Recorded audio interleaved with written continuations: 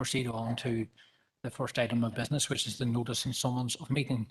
I'll hand, I think, to the Chief Executive to take us through the roll call, please. Okay, thank you, Chair, and good afternoon, members. Good afternoon, colleagues. Also from the Housing Executive, my apologies. I have had to join remotely due to the current circumstances today. So, dear member of the Governance and Strategic Planning Committee, you're hereby summoned to attend the monthly meeting of the committee, which will today be a hybrid stroke socially distanced meeting to be conducted remotely via WebEx, but also physically present in the council chamber. And members, you'll be aware this is the first time we have run a meeting in such a format. Today, Tuesday, the 7th of September at 4 o'clock. And starting as always with the roll call of those members who are members of the committee. Alderman Breslin. Here, John. Alderman Devaney. Here, John. Alderman McClintock. Here, John. Alderman McCready. Here. Councillor John Boyle. Here. Councillor Donnelly. I'm sure. Councillor Doyle. Here, John. Councillor Duffy. And Shaw. Councillor Farrell. Here. Councillor Fleming. And Shaw, John. Councillor Heaney. Shaw, John. Councillor McHugh. And Shaw, John. Councillor Mooney. Here, John. And Councillor Riley. Here, John. Thank you, members, and back to you, Chair. Thank you. Yeah, thank you for that, John. The next item is the broadcasting statement. So I would like to remind everyone present that this meeting, be it in the Guildhall or online, will be broadcast live to the internet and be capable of repeated viewing. This webcast may be terminated or suspended in accordance with our protocol. If you're seated in the lower public gallery or in online, it is possible that the recording cameras may capture your image, and this will result in the possibility that your image will become part of the broadcast. This may infringe your human and data protection rights, and if you wish to avoid this, then you should move to the upper gallery. Okay, members, item 4 is the declarations of members' interests. If anyone has declaration of interest, could you verbalise it, please? It's not sufficient just to put it into the chat box, because not everybody in the room here is able to see the chat box because not everybody is online. So if you have a declaration of interest, please indicate and call it out, please. And if not, we move on to item 5, which is open for decision. It's the presentation from the Northern Ireland Housing Executive to present their housing investment plan for 2021 and to provide members with an update on the revitalisation of the Housing Executive. And the copies have been provided in advance, which is always very useful. So we're going to hand over to the Housing Executive. Thank you for joining us, and please proceed. Thank you very much, Councillor Riley. Good afternoon all, and I hope you can hear me okay. It's Gráinne Long here, Chief Executive of the Northern Ireland Housing Executive, and I'm joined by a number of colleagues who no doubt you know, who all work across the council area, and we're happy, of course, once I've presented, to take questions. I'm sure you want to leave plenty of time for discussion. I'm going to share my screen unless council colleagues would prefer to do that at your end.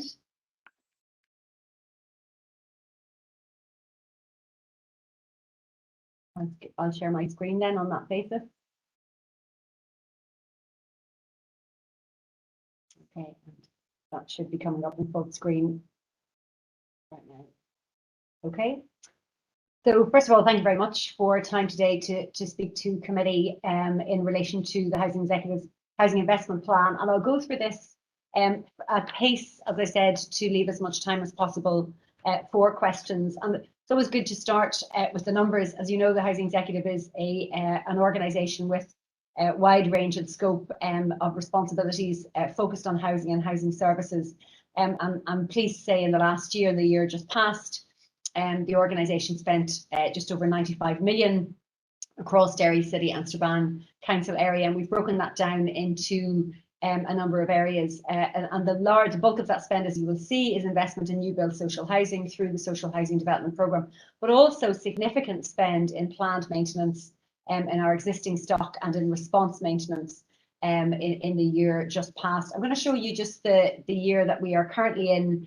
And I don't include in this slide new build social housing because we don't know until the end of the year when we've completed all of the new build just how much spend there has been. But I suppose the good news is that spend in planned maintenance and stock improvements will grow from 7 million last year to 15 million this year. So we are focusing significantly on planned maintenance and stock improvements across the council area. We intend significant response maintenance and ground maintenance, as you can see, and some of that no doubt will come up in our discussions, but very importantly also investment in housing support services coming out of the pandemic. As we recover and renew following the pandemic, it's really critically important that we invest in people and communities and in their housing support needs. And the Supporting People Fund remains a really critical area of spend for us to ensure that the most vulnerable people have their needs met across our communities. So again, very happy to talk to you about that. I just wanted to start by mentioning our business plan priorities for the year that we are in. I will talk in some detail about the work that we are undertaking with the Department for Communities to revitalise the Housing Executive. You'll be well aware of that. I'm happy to talk further later on in the presentation. But as you know, the Housing Executive regionally, we manage and maintain over 85,000 homes. We're still the largest public sector landlord, certainly on these islands and further afield. And alongside ensuring that all of our tenants are safe, warm and dry, we also, as the Regional Strategic Housing Authority, we provide funding of over 70 million, so 72.8 million to more than 19,000 people through Supporting People and associated with that a range of other services. And we do that in partnership with voluntary and community sector providers. We couldn't do it without them. We deliver the homelessness strategy, and as you can imagine, homelessness very much front of mind in the last 18 months during the pandemic, and as we hopefully continue to recover and renew beyond it.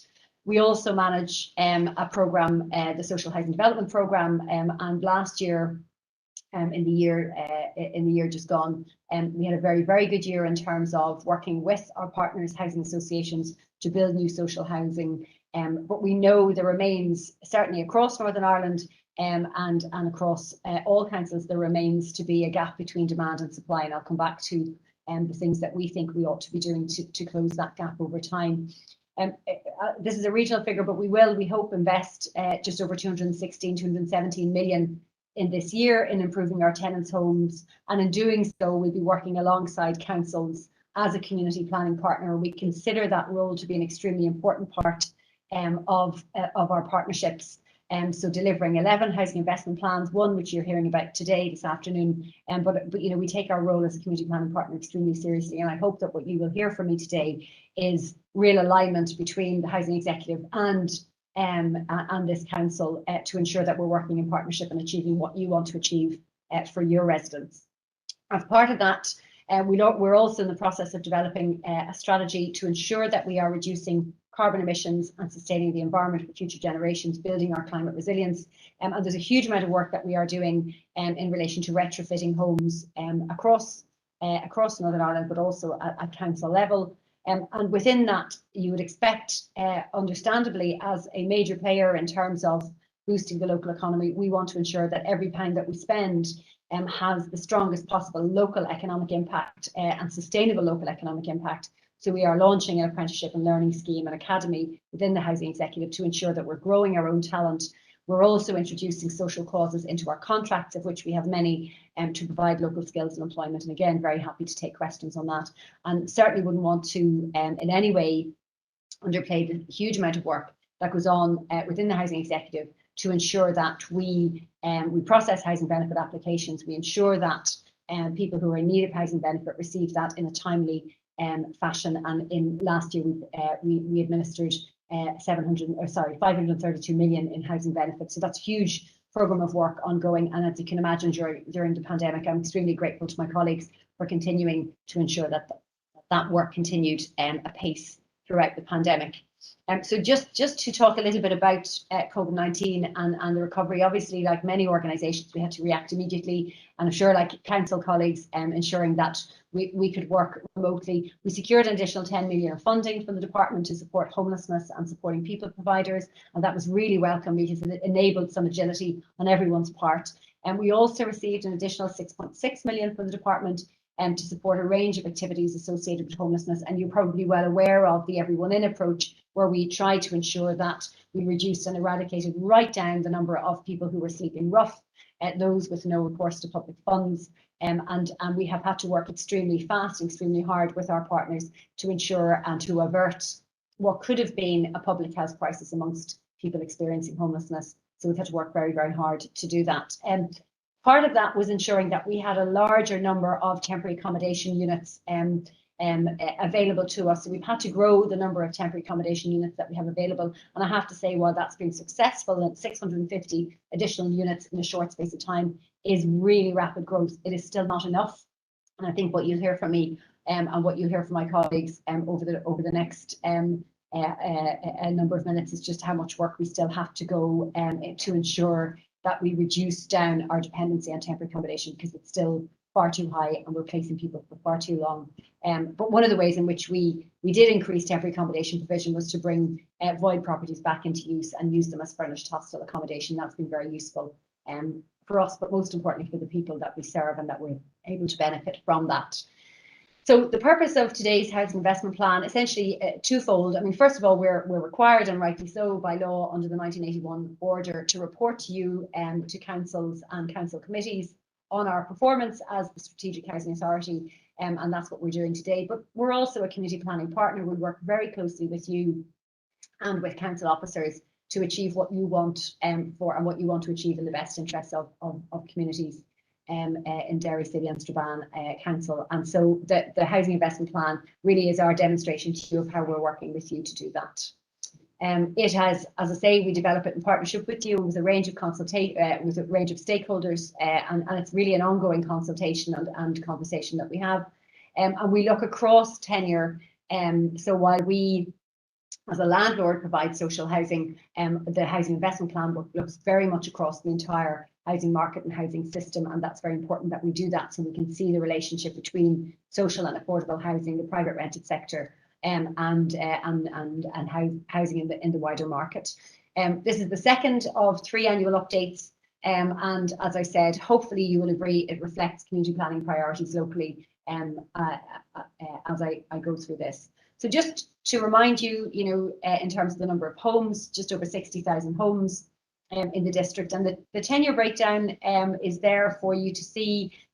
Again, relative to the average tenure split for Northern Ireland, owner occupation is lower in this council area at 56% compared to 66%. But you have a larger proportion of social housing stock, or of housing stock, is socially rented accommodation, and also larger in terms of private rented than the average tenure split for Northern Ireland.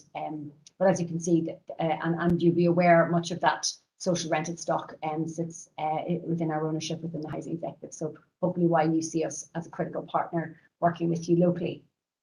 I suppose on waiting lists and waiting list trends, I mean, this is not a good news story. You can see waiting list numbers going up, and both in terms of the total number of applicants, but also the number of applicants in housing stress. So that's in households in acute need. And unfortunately, allocations not keeping pace in the way that we would want them to. So you can see a widening gap, and that's something that exercises everyone in the housing executive. And it frankly is the reason we go to work, is to ensure that we reduce down housing need as quickly as we can. And so quite significant challenges ahead. And I want to talk you through some of how we're responding to that. So as I said, an increase in the numbers of homeless people presenting over the last year or so, and of those presentations, 55% accepted as homeless, and just over 1,200 placements in temporary accommodation. So we're seeing a number of things happening at once. Pre-COVID, we already had challenges in terms of high numbers of people who were homeless. COVID obviously hit, and then that reduced because of social distancing. It reduced the number of units, of bed spaces available in forms of temporary accommodation. So it meant we had to look elsewhere for other forms of temporary accommodation, including to our own stock, and that has eaten into supply rapidly. So as we emerge from COVID, one of the major programs ahead is a new temporary accommodation strategy for the organisation, where I would like us to be developing longer term partnerships, strategic partnerships with providers of accommodation, so that we as an organisation are much more in control of what we're able to lease, what we're able to make available, and that would reduce volatility and also make us more resilient as an organisation in terms of having accommodation more readily available to us. Just to give you the breakdown of those households who are in housing stress, as you can see, 51% single people, and we're seeing a shift in profile. I think larger numbers of single people and proportionally larger numbers of single people in housing stress.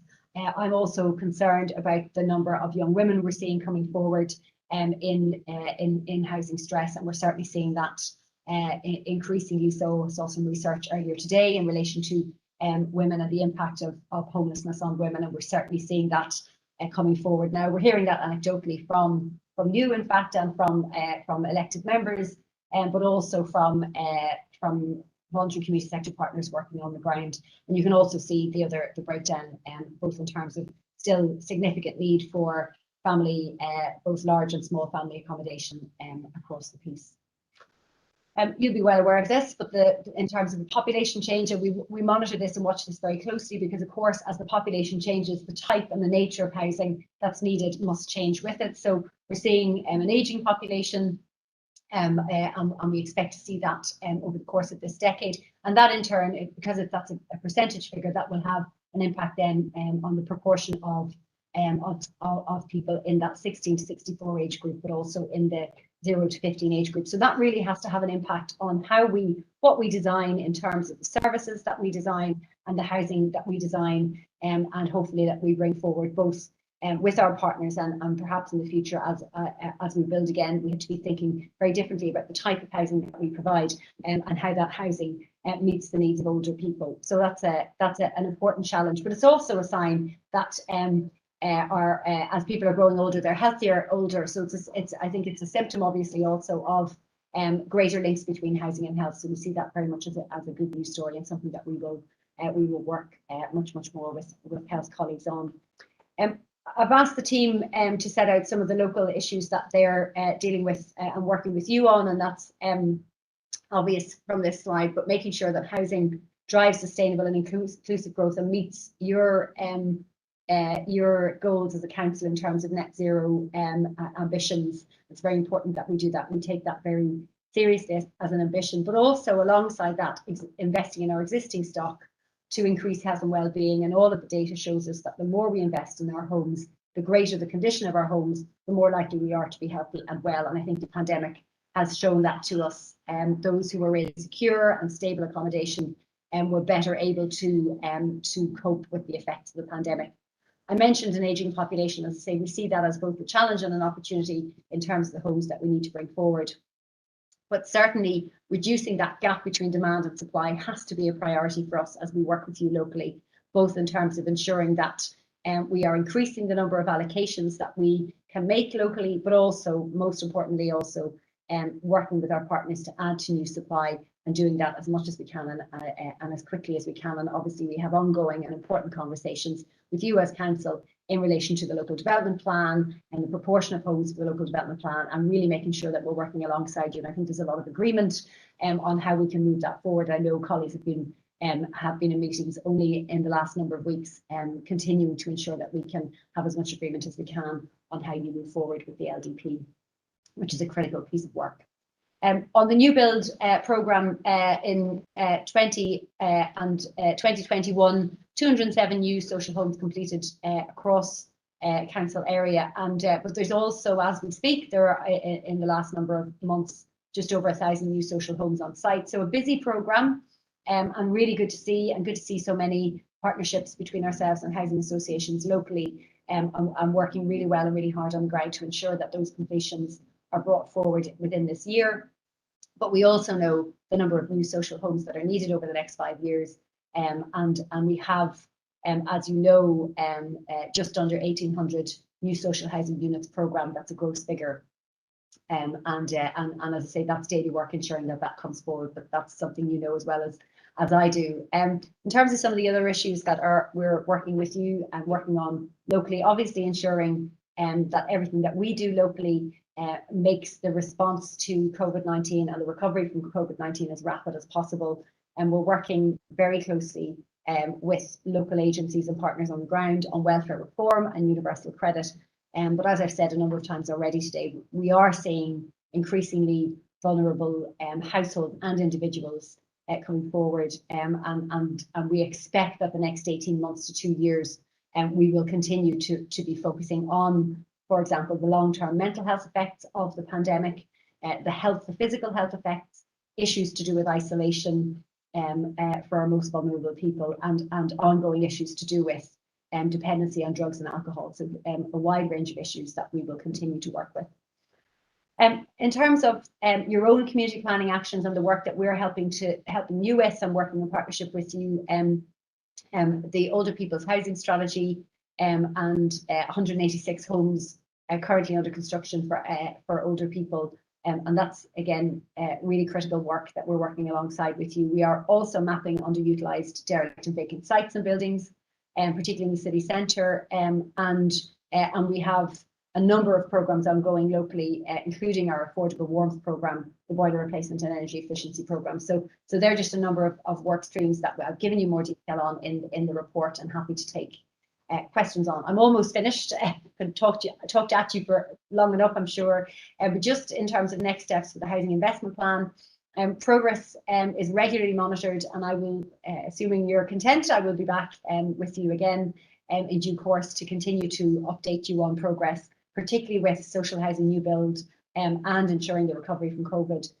But as I said, the investment plan, the community plan and the local development plan are all intended to be documents that fit together. They shouldn't look apart from each other. They should be all aiming to achieve similar goals, which I think and I believe that they do. And I have to say we really value that work that we undertake with council to meet the needs of your strategic growth plan, and we'll continue to do that.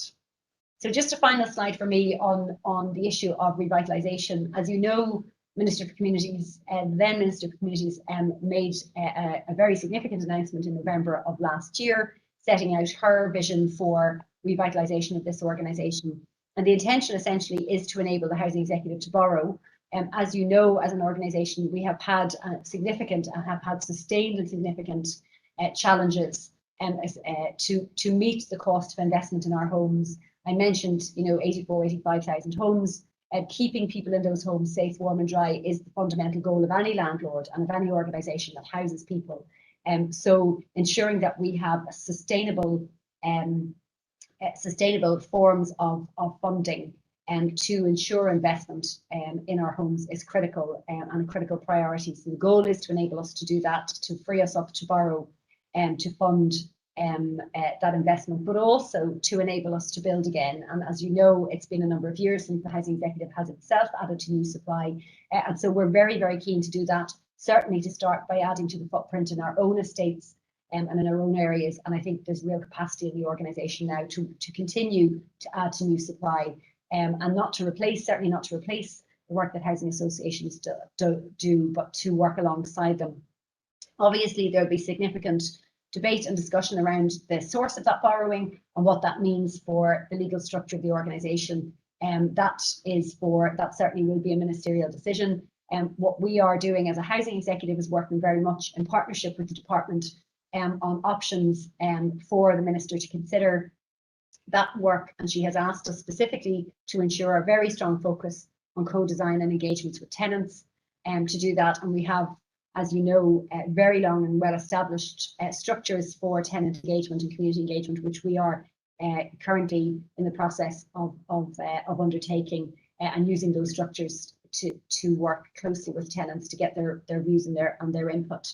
But the immediate priority is for the department to prepare an outline business case in this mandate. So we are working at speed, and that will no doubt take our attention in the months to come, and I'm happy to discuss that and to take any questions So that's enough for me, Chair. I'm sure you want to hand over to my colleagues as well to answer some questions, and I'll stop sharing this screen. Thank you.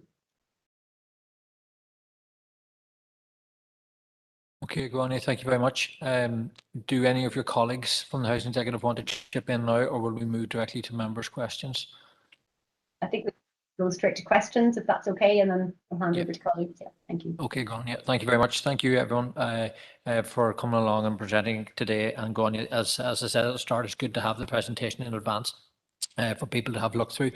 Members will be aware the committee section had also circulated an email address for people to send questions through to, so that the Housing Executive would have advanced sight of those to try and help with today's proceedings. So if you have tabled a question, you also need to indicate to me that you want to speak, so we don't miss out on people. At this stage, I have two indicated speakers. I have Councillor Farrell here in the Guildhall and Councillor Logue on online. So Councillor Farrell and then Councillor Logue.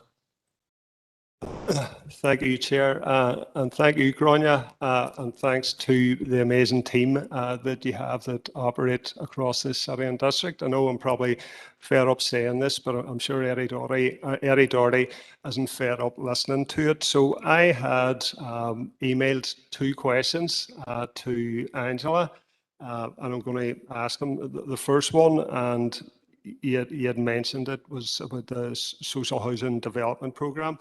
So there's nearly 4,000 people across this city and district on waiting lists who are experiencing housing stress. That's the highest per capita figure across all 11 councils in the north. And these figures are increasing every single year. In 2013, it was just short of 2,500 people. And 8 years later, that has ballooned to nearly 4,000 people. I note that there is an ambitious build programme. 200 units were completed last year. We have 1,000 units on site currently, and there's 1,800 planned or programmed by 2024. My question is, in relation to housing stress, does the Housing Executive or does DFC have an actual target? Because as a percentage of our population is about 2.6%, nearly 4,000 people. So my question is there a target in place? And the social housing development programme, the units that are built and planned by 2024, do we think that is sufficient to meet the target, if a target exists? Because in my view, we're not building enough. The previous social housing development programme envisaged 2,500 units. I'm not sure how many were built, but even with those 2,500 units, the list has continued to grow and grow and grow every single year. So that's my first question. The second question is about the disabled facilities grants. I am dealing with dozens of cases, specifically around the disabled facilities grant, where people need an extension to a house for an additional bedroom or for a washroom or something to do to help vulnerable or disabled people live a better quality of life. And the sad reality is that the calculation that is made by the Housing Executive in terms of the cost of the build bears no reflection to the actual cost to get it constructed. So in terms of labour costs, in terms of material costs, they don't tally. And that leaves people with a massive shortfall between the grant that's available and the actual build cost. And in some circumstances, and in many circumstances, that means that people can't afford to get those adaptations done because they don't have the money for it. And I know we had a previous discussion about this. So the question regarding the disabled facilities grant is the schedule of rates, which actually determines how much can be offered, is that being reviewed to ensure it is accurate and reflects current costs? Thank you. Okay, thank you, Councillor Farrell. Gonya and colleagues from the Housing Executive, I'm going to take a number of questions from a number of councillors and I'll bring us back in to answer them. Next on the list was Councillor Patricia Logue online. Patricia. Thank you, Chair. And I don't have a question as such. Well, I do have many, but they're not for today. So I'll just read out what I want to say. I suppose looking at the forward at the beginning of your the plan, the annual investment plan 2021. The first thing I want to say is congratulations to the 50 years anniversary of the Housing Executive. It was formed in 1971. And I do hope I'll not be around, but I hope it goes on for another 50 years and beyond. But I think what was key and what jumped out at me from reading the forward, that partnership working is definitely the way to go. And I look forward to continuing and working in partnership with the Housing Executive, Housing Associations, Council and everybody else involved and trying to deliver for the citizens of our council district. I suppose I do want to touch on the Minister's statement of November 2020 regarding the revitalisation of the Housing Executive. And for me and my party, we feel that this is the only viable way forward in order to deliver the much needed housing, as well as maintaining and delivering the maintenance and upgrading of the current stock. For a long time, the department has many ministers and no one has come up with a plan. And the only plan that I can remember was to fold up the Housing Executive, which for our party is certainly not going to be on the agenda. So it is good that a plan has come up to address the circumstances that the Housing Executive have found itself in. And I suppose we all know that the block grant has been decimated over the last 10 years. All departments are jockeying for funded, should it be health, education, etc. And, you know, housing and the housing associations are the same. And there is no way that going to get funding out of the block grant is going to address the critical situation and the housing stress that we have, not just in this council area, but right across the board.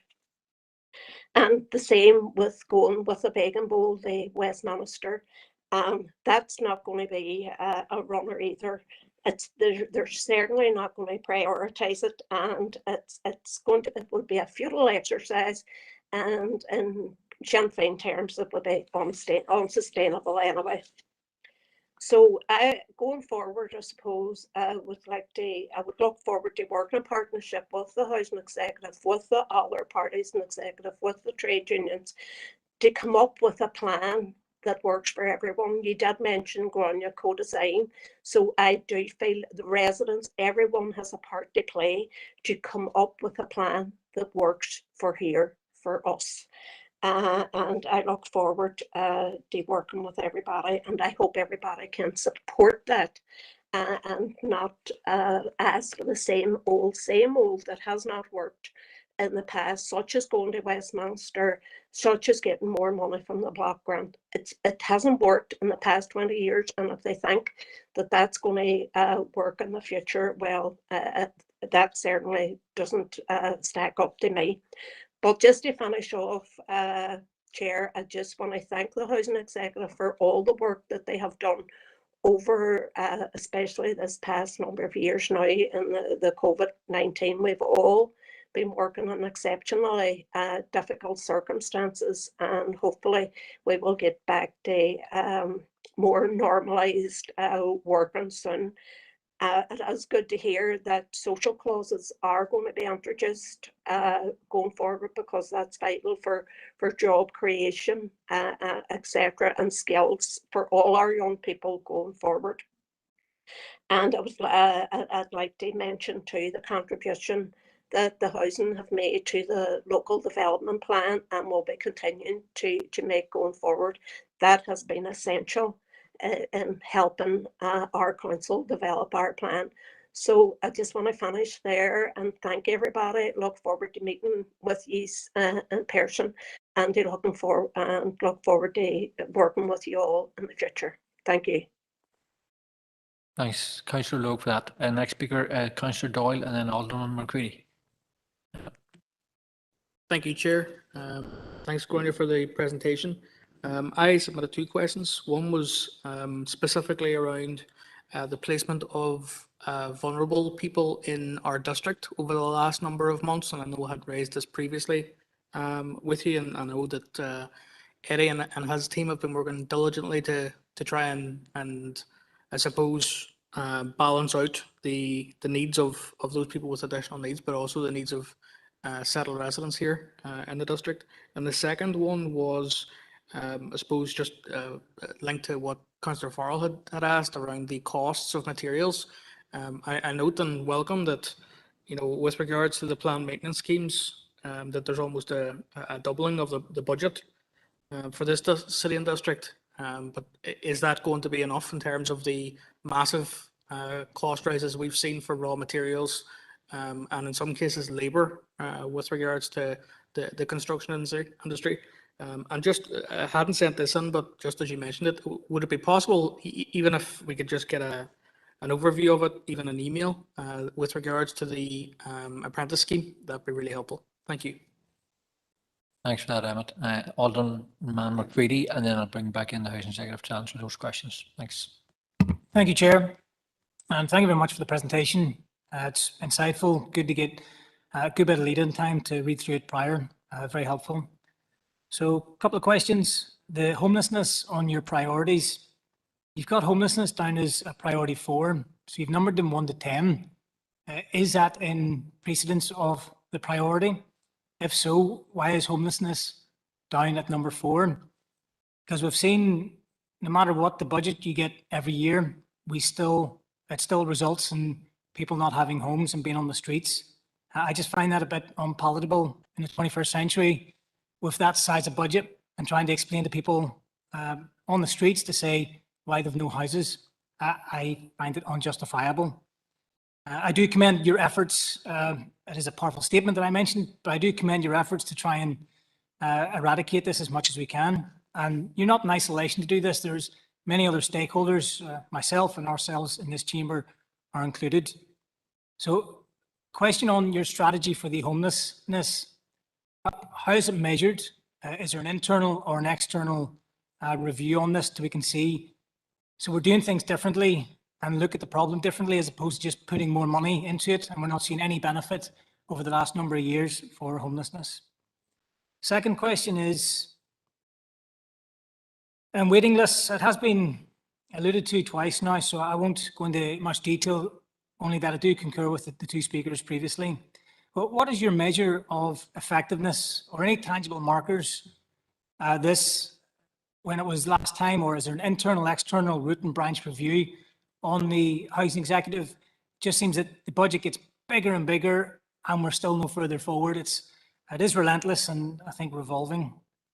And any lessons that you've learned over the years in order to change how we do things differently? Lastly is, has your department, the NI Housing Executive received any requests either from the Northern Ireland Executive Office or indeed from the Department for Communities with regards to scoping out accommodation requirements or indeed capacity within Northern Ireland and indeed this council area with pertaining to the humanitarian and refugee crisis we have on Afghanistan, as it was highlighted by UK governments and discussed loosely around the executive on this will happen and we'll have to go somewhere. So have you been engaged and do you have a plan? If so, it'd be good to get sight of that so we can support you as a council. Thanks, Chair. Thanks so much, Alderman McCready. Back to yourself, Gráinne, and the Housing Executive officials just to go through those 4 questions from the different people. Thank you. Thank you, Chair. So I will go through these in order and then I'll ask colleagues as well to come in. So Councillor Farrell's question in relation to social housing stress. Yes, I mean, we resource the measurement of housing need very well in the organisation, because in a way that's first principles of housing. Know what you need, measure it well, understand it well. So the Strategic Housing Authority undertakes a number of studies. There's quite a bit in the report that we send, page 25, page 51, and it goes through essentially how we undertake housing market assessment, needs analysis, and there's a methodology that we undertake to measure, to arrive at a figure for housing need, for social housing need. And what that does is it takes account of backlog in the system, so existing need. It adds in, based on population projections, what we think will be required. It makes an assessment, a number of assumptions in relation to that, and it arrives at a figure. So the 5 years for this council and district is, for the next 5 years, is 3,890 homes, and that's in the document that you have. And then we supplement that throughout the piece with a number of other tests. So, for example, we undertake rural housing need tests, because there's a level of sophistication required to understand levels of housing need in rural areas, and something that we take very seriously. So there is, to answer your question, there is a target. There is a target that's 3,890 for the next 5 years in terms of setting out the number of need.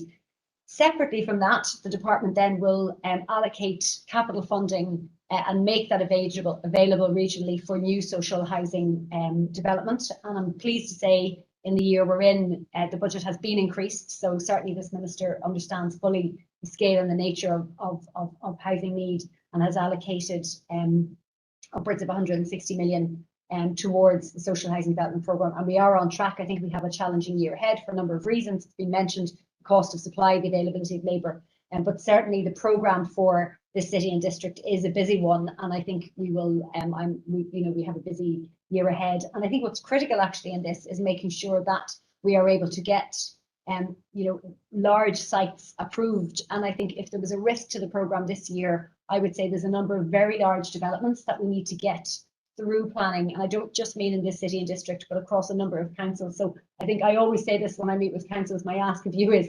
as long as we're your partners, is to ensure that we can work really, really closely together to ensure swift and agile decisions through the planning process. So that's hopefully gives you a sense of, as I say, the targets that are set, how they're set, the methodology, in a very open and transparent one, page 25, page 51 in your report, but also then separately from that, how we try to meet those targets. But there is a gap between demand and supply, and I've touched on that. Happy to come back to it. On the issue of disabled facilities grants, was mentioned by Councillor Farrell and also by Councillor McCready. I'll touch on both of those points. You're right, you're both right. We are in a significantly challenging period right now. We've seen the cost of materials and labour increase. We frankly, and when I say we, I mean across the sector and the construction industry, we don't know where those costs are going to land. So we're having to watch the market very carefully, but we have to take decisions quickly, because we know if we don't do that, it will have an impact on what is delivered in this year. And as you both said, there are vulnerable people waiting for decisions.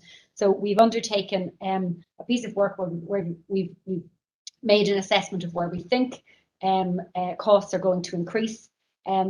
Private sector grants are strictly controlled, as you know, by a schedule of rates for contractors and budgets. So, we've undertaken a review, we've done an analysis to understand those rising costs. And at our board meeting on the 25th of August, the board approved an increase to grants where work has not started. And our grants offices now across the region have commenced administering this work. And so we are now contacting households to advise of that grant increase. So that will make an impact, we hope. But I have to say, we have a very challenging year ahead. It's very, very difficult to be able to understand where the market's going to land. And we are keeping that under review, and that was a specific ask of our board. On the issue of revitalisation, just to underscore that point that was made by Councillor Logue, yes, absolutely, with 85,000 homes, it would be impossible for us to arrive at a position on revitalisation without ensuring we have worked alongside our tenants and our residents. It's their homes, it's their futures that we are going to be making decisions on. So it's critically important that we have a comprehensive discussion with our tenants on that. And I think you wouldn't expect the housing executive to do anything differently. It is an organisation that works very closely with its residents. On Councillor Doyle's point on the placement of vulnerable people in the city and district, you're right. You have raised that with me before, and I've been very honest about the fact that it is not our intention as a housing executive to undertake out of area placements. We will only do them in exceptional circumstances. We are very aware we are dealing with people with very complex needs and highly vulnerable. So where they happen, they are by exception. But you're right, they have happened much, much more in the last 18 months than we wanted to be the case. And the reason for that is we have seen an absolute a huge increase in the number of in demand for temporary accommodation, as much as 170% in some cases, but certainly sitting at between 110% increase and 140% increase in demand for temporary accommodation. So we quite simply did not have available accommodation. If somebody comes to us late at night who's vulnerable, then it is our responsibility to find them somewhere to stay. We will only want to do that for a very short period. And I should say the other area of focus for us has been the placement of families in hotel and bed and breakfast accommodation. We want to move away from that practice, and in fact that's something we're doing rapidly, and it's something that we have prioritised in the last number of weeks, and you see less and less of that, I'm very pleased to say.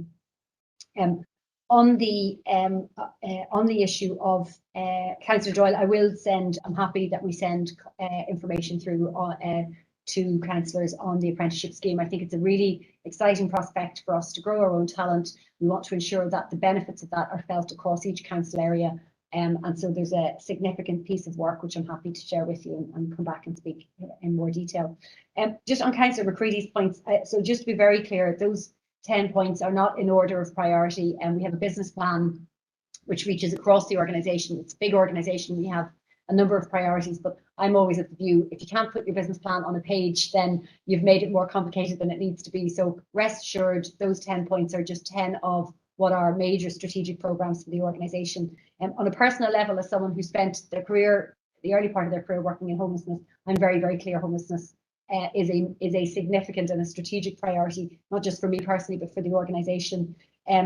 We have, as you said, and as I've said, I haven't seen anything like this in my career, quite frankly. The scale of demand, the nature of that demand, the complexity of that demand, and how quickly demand is changing over the pandemic. We are seeing fewer presentations by older people and much, much greater numbers of presentations by younger people. And that's changing all of the time. And I think if I was to come back a year from now, what I will talk to you about in terms of the type of presentations will have changed again. So we have to move with speed. We reviewed our homelessness strategy over the course of the year, and I'm very pleased that we developed an interim and a very, very action-focused document that is focused on increasing the amount of temporary accommodation provision that's available, and also now developing a new strategy for the next 5 years and working very closely with providers. I have to say I don't agree that we haven't seen the benefit of additional monies on homelessness, because we saw a 120% increase in demand for temporary accommodation. So yes, you're right, we are spending a lot of money on temporary accommodation, but that's money that needs to be spent for people who are in dire housing need. If I had a preference, it would be that the housing executive could build again, because it is unusual that an organisation like ours is placing so many people in temporary accommodation, but we can't build a single home ourselves. So as you can see, we have a piece of work ahead in the next number of years to get on top of and really close that structural gap between demand and supply. But we are certainly, I won't apologise for spending what we've needed to spend on homelessness in the last 18 months. I think we have much, much more to do actually before we're out the other side of this. I really liked your question on how we measure the effectiveness of the work that we do on waiting lists, because that's, we are a performance driven organisation. Our Director of Corporate Services is with me, he sets the targets, and I think what's really critically important for us is that we understand the profile of who's coming forward, and that we understand how long, the length of time people spend on waiting lists, and also that we ensure that everything from the management of our voids, how we change our tenancies, how rapidly we move from a void property to having a new family living or a new person living in that home, and all of that coming together to ensure that what we allocate and how we manage those homes as effectively as we can, that's a core part of how we measure our effectiveness. I'm always happy to talk in more detail about performance. Finally, yes, we have been, as a number of agencies have been, we have had some very early conversations internally to ensure that we are as equipped as we can be to meet the needs of newly arriving households from Afghanistan. We haven't had formal notice to date, but we are certainly working with, and will be more than prepared to work with statutory partners and to meet housing need as it comes forward. And that would always be the case as one of a number of organisations that would be involved in meeting needs. Then certainly we are more than capable to do so. So I hope I've gone through all of those. There may be others. Frank O'Connor is here, Eddie Doherty and others, if anyone feels I haven't covered something. Thanks, Gráinne, for that. I have a couple of the people who asked questions just want very quick supplementaries, just because I have quite a list of speakers who haven't spoke yet. So Councillor Farrell and then Alderman McCready. Thanks, Chair. And Gráinne, thanks for the response specifically around the Disabled Facilities Grant. In terms of my question about, is there a target for housing stress? I'm not sure if you understood my question. Your response seemed to suggest about the target for units required over the next 5 years. But my question is specifically about the amount of people experiencing housing stress across this city and district. It's nearly 4,000 people. It's 2.6% of our population. We've got all our councils where it's less than 1%. So my question is there an actual target for the percentage of people that are experiencing housing stress? Because the Social Housing Development Programme has the five-year projection is nearly 4,000 units that need to be built. The previous one said 2,500 had to be built, but homelessness or housing stress went up by nearly 1,000 during that period. So is the Social Housing Development Programme meant to eliminate housing stress or just manage it? So it'd be nice to know, is there an actual target that the Housing Executive and DFC are working towards regarding reducing the number of people that are experiencing housing stress? Because the reality is that it's growing every single year. Thank you. Thanks, Rory.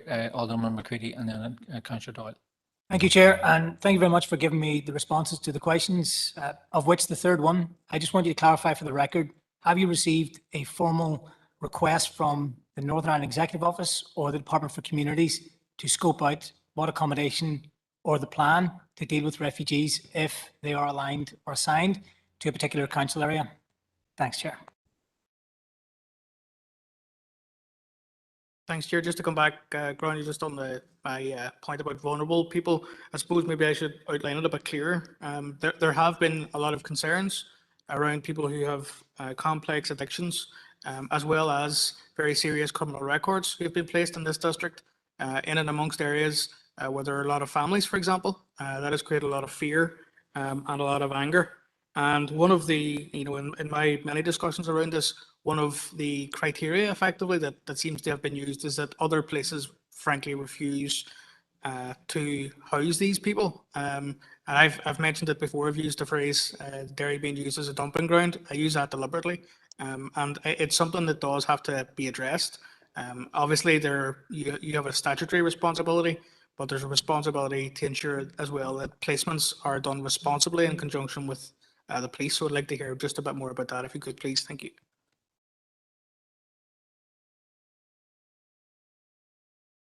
Okay, Gráinne, if you want to try and address those points of clarification, and then we'll move to the next cycle of speakers. Yes, happy to. And again, happy to, either have further follow-up with Councillor Farrell or indeed ask colleagues to come in. I think my view of this would be that how we assess housing need sets out,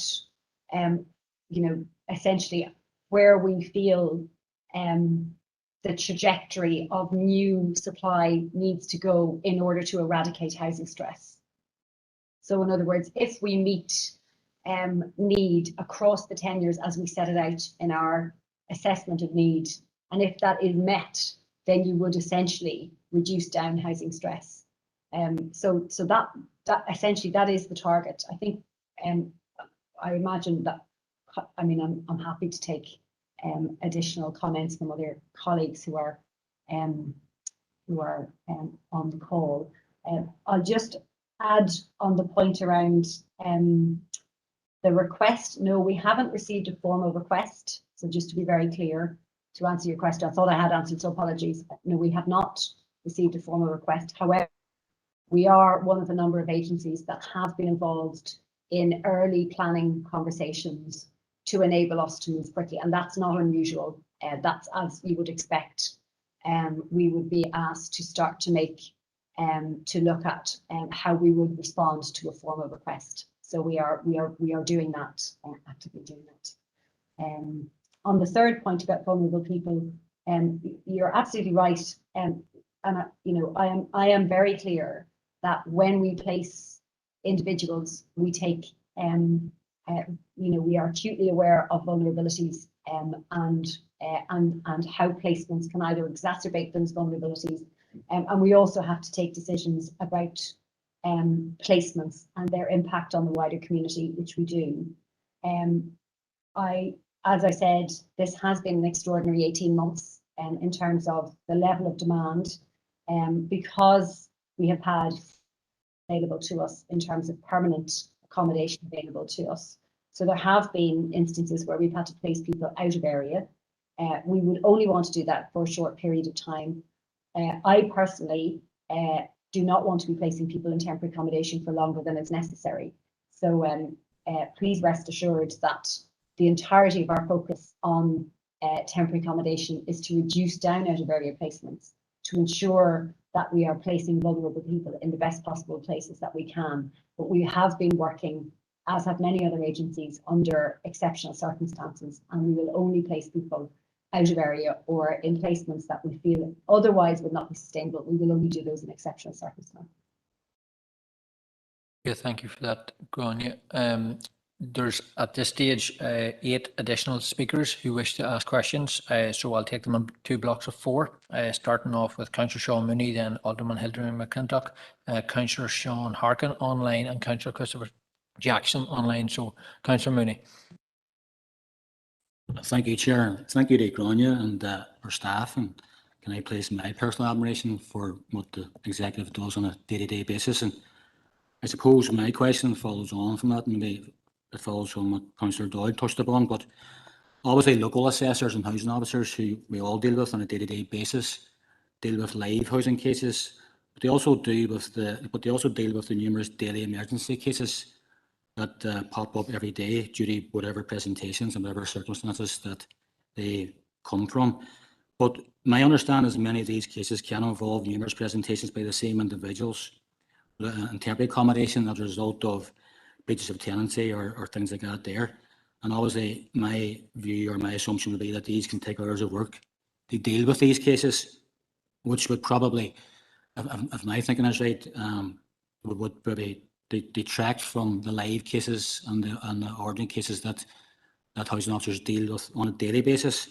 And really what I was looking to find out was can you maybe inform us what's been done to deal directly with these cases, and maybe if you could maybe address it on the fact that what you are doing to alleviate the pressures on the staff that work in these cases. And secondly, what sanctions would be for maybe repeat offenders. I know that probably stems from the review of the social allocation from last year, but I was wondering, that was what I was looking to get addressed upon. But if 2 other matters, maybe hopefully a bit easier in that one. But one was from a query that I got this morning, which I didn't have the answer to from a constituent. And really what it is if maybe somebody could probably address it, would do you know what are the requirements for an existing tenant to purchase a property if an adaptation has been applied to that property previously? And my third one, I know there's a long list here, but I was just wondering, could you have a short update on the triangle refurbishment that's supposed to take place next year in the Waterside, which is an IDA? Well, thank you, Chair. Yeah, thanks for that, Sean. Alderman McClintock. Chair, and thanks, Grania, for the presentation. It does no harm to remind us just of the overall issues that you deal with, because often we think that the issue that we have is the most important, but you're dealing with a vast range of them. Whenever you come in as whatever the fifth or the sixth speaker, a lot of the themes are sort of similar. And my first point would have been about disabled accommodation and disabled grants. And I suppose I was in a property within the last few days where there's a considerable amount of work being done. It's taken a considerable amount of time to do it. It's not finished yet. But I do wonder about the amount of money, and I know not all the grants go to housing executive tenants, some would be in the private sector.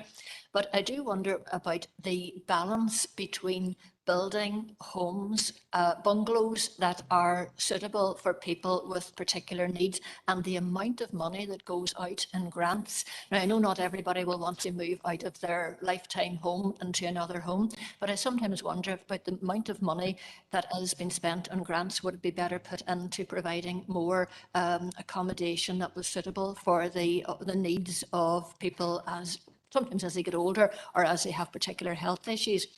And I suppose the other thing has been touched on by a number of speakers, and that's this whole idea of sustainable, vibrant communities. And I know that Councillor Doyle mentioned vulnerable people being moved into an area. And I suppose my question really was about areas either where people have waited for a long time for their dream home, or where they have been maybe in an area for a long time and suddenly they are faced with massive antisocial behaviour issues. It's a real issue for people. And I just wonder, is there actually a strategy as such for dealing with that? And I know that's been touched on in other questions. So thanks, Grania. I'll leave it at that, for you've been covering a number of similar issues. Thanks. Thank you for that, Hilary. Councillor Sean Harkin online. Sean.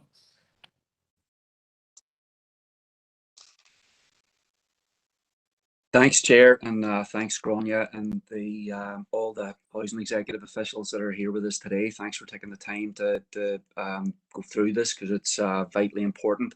And thank you to all the housing executive workers across our district and across the north, really, that keep the organisation going every day.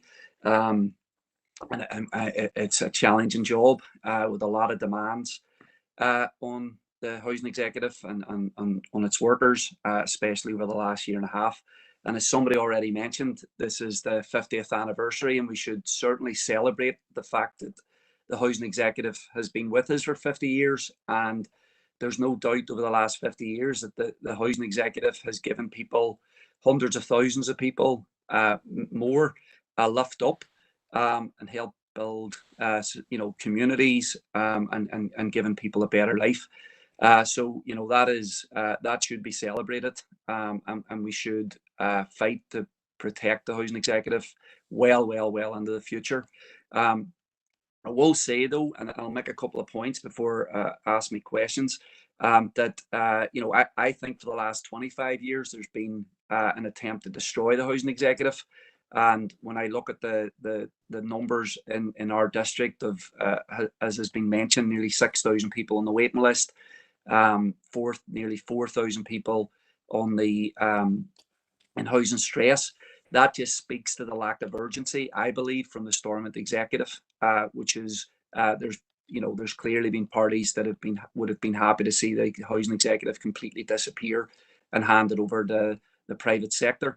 And I think that these massive problems that we're facing today in terms of the housing crisis in our district and across the north really are the working out of the failure of the executive to properly fund and protect the housing executive. And it was very fashionable for a long time to hand public sector entities over to the private sector on the basis that they would be more efficient. And I think, as we've now seen through this pandemic, in terms of the health service, the only organisation that was really able to protect people, and through the kind of calamity of Capita's role in PIP, that the private sector is not a solution. It's actually enriched a tiny minority of people, but failed to deliver the type of services that people have a right to and people expect. So that's why I think the housing executive needs to be protected into the future and see its role expanded. And I think in terms of where we get the funding for, I know there's talk about not taking begging bowls here and there. But I do think we have to say that the billionaires, the super rich, have to be taxed, so we can actually, so the government has the resources to properly fund, decent houses for the vast majority of people. And right now, given these numbers in our district, that's clearly not the case, despite the great efforts of the housing executive. So there's a real fight on to protect this body, and we've been told in the past we'll protect it, but we were told that about welfare reform. Nobody would be hurt by it, and we've seen the damage that's been done by welfare reform in our district, and the same with entities like Capita getting access to government contracts. Tremendous damage to our society as a result. So my couple of questions after that are, one, I'm looking at the projected spend for the district of over 35 million, I think is right, over the next year. And obviously the vast majority of that is going to planned maintenance and stock improvement. And I'm wondering, is there something that we can access in terms of that schedule of stock improvement and planned maintenance, in terms of where's that happening, what areas, and what's being done? I think that would be very useful for all councillors to be able to access and see where things are happening, so we can notify our constituents. Sometimes that happens and you've no idea how people know these things, but if we should all be able to access that, given that it's public. That would be extremely useful. And then the second is in the growing the pressures that are on the housing executive. I see universal credit and welfare reform listed in there, and obviously there's another plan now to cut an additional £20 from universal credit. If someone could speak a bit about exactly how are those pressures playing out for the housing executive, that would be useful to hear a bit. Thank you. Yeah, thanks for that, Sean. And then Councillor Christopher Jackson. All right, good Chair, and thanks Grania for the presentation. And like others, I want to commend Eddie and his fantastic team locally, and for the work that's taking place on a daily basis under, as we've described, very challenging circumstances.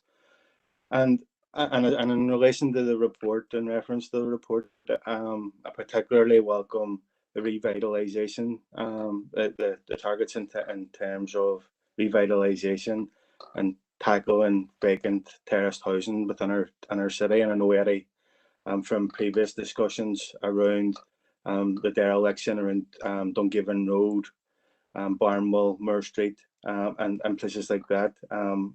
Hopefully we'll see some sort of scheme emerge to bring those derelict buildings back into use, which will not only sort of support the huge number that's on our housing waiting list, but it'll also help regenerate a city centre area and support the local businesses along Spencer Road. So that element of it is much welcome, and I look forward to seeing details of any scheme progress through not only this council and through but through discussions with yourself. I know there was a request for questions yesterday, and unfortunately I wasn't able to submit any questions because I had a meeting with housing executive officials yesterday around the Triangle regeneration scheme, and I am disappointed to say that meeting was frustrating. It was disappointing, and I feel that coming out of that meeting, we're almost taking a step back. And as Eddie will acknowledge, that isn't the first time. Now, the Triangle regeneration scheme has been a long time in the making. There was a lot of false dawns, and there was a lot of obstacles that were placed in the way. And Grania, in the earlier part of your presentation, you referenced the significant spend on planned maintenance and response maintenance, and that's essential. And I suppose the Triangle Regeneration Scheme is an example of where planned maintenance could work and prevent problems emerging in the future. The reality is that there's homes that have been damaged as a result of a failure of planned maintenance, and that's something that we've been raising continuously over many years, and this is and unfortunately we haven't been able to get we haven't been able to get beyond some of the barriers that have been put in place. And I know it was only very recently in general terms that it required a ministerial intervention to try and get us to try and get this scheme back on track, because again it was going it seemed to be being left in limbo. One of the elements and the disappointing elements of yesterday's meeting was that there's as part of that regeneration scheme, there's a significant proportion of it that involves private owner occupiers, and those owner occupiers have been very loudly shouting that their properties have been damaged by a lack of planned maintenance from the housing executive. They purchased those properties in good faith. They purchased those properties in the understanding that the people responsible for the building was a competent authority, and unfortunately, their experience they did over upwards of 20 years has led them. They state that experience has been a negative one. Now, from discussions that I've been having with housing executive officials, and conversations I've been having with residents in the Triangle area, it's very clear that their needs don't seem to be they seem to have been overlooked. The very fact that their properties have been damaged by the inaction of the housing executive has been overlooked. And I was disappointed with the conversations that we were having yesterday. I'm speaking today with almost a request that this is relooked at again. It's relooked at again, and with a solution-focused approach. That we look at solutions and we don't look at barriers or reasons not to do things, and that we take into serious consideration the damage that has been caused to so many properties over many years because of the failure to address a widely acknowledged problem that existed in that building. So again, I'm almost appealing that for the housing executive, they have another look and try and come up with a solution that's going to work for those that have called the Triangle their home for the last 30 years. Because the sad reality is that there's many people that are living there that feel that the housing executive are throwing them out of their house, and that isn't the direction of travel that the minister set when there was an intervention. The minister very much came at this with a solution, with solution-focused mind to try and address the problems that people were living in, and the result of some very elderly people being forced onto the streets is completely unacceptable. And I'm appealing to the housing executive to try and have another look and have a change of attitude and try and support those people whose lives have been made in misery over many years because of the inaction in terms of planned maintenance. Thank you, Chair. Okay, thank you for that, Councillor Jackson. Going back now to Gonia and the housing executive, just to go through those answers, please. Thank you, Chair. I will go through some, and then I'm going to ask Eddie to answer just on the specific queries around requirements, the query that came in this morning in relation to tenants and who want to sell their homes. Just on the point around, and Eddie, I'm sure you want to cover much of this, so just come in on any of them, but just on the point around those daily emergency cases, and you're absolutely right, Councillor, when you raised the issue of, we know that the nature of housing need and people who present and who are in an emergency, many of those are individuals who are known to us already and who are going through the system on a number of occasions, and that is not acceptable. What that shows is, we, and when I say we, I mean we collectively, not just us, but yes, us and other partners are not getting something right. Either the placement's gone wrong, or maybe a health issue has not been addressed, or another issue happening in that person's life has not been resolved. So there's a cohort of individuals, of people who come to us continually and continuously in need of to meet those needs. And you're right, the staff, my colleagues who work on those cases, do an incredible job, but it is hard work, because we are trying to find solutions to very, very complex problems. I think what I have seen are instances of really where this has worked, or where community partners, planning partners come together. And there's now a number of pilots taking place across the region, across Northern Ireland, where statutory partners are sitting down together and saying, let's really collaborate, let's co-fund a small number of pilots where we can identify those people and see is there more that we can do working together. So health, social care, housing, and the police, others working really, really closely together. And I've seen this in other times in my career where statutory agencies need to sit down together more, rather than think that each individual agency can solve the problem. That's just, I suppose, all I'd say on that. I don't think we're at the other side of that, but I think we should use this period now as we recover from COVID to find really practical solutions to those emergency cases. On the issue of antisocial behaviour, I completely take the point that the decisions that we take in relation to placements can have profound effects on the sustainability of a community and the kind of peaceful and quiet enjoyment of the community. So I understand that entirely. And we know we take our responsibility very, very seriously in terms of where we place, who we place and where we place them. And it is unfortunately the case that we are not always in control of the behaviour that happens once we place somebody. And I know you know that. So I don't mean that as an excuse.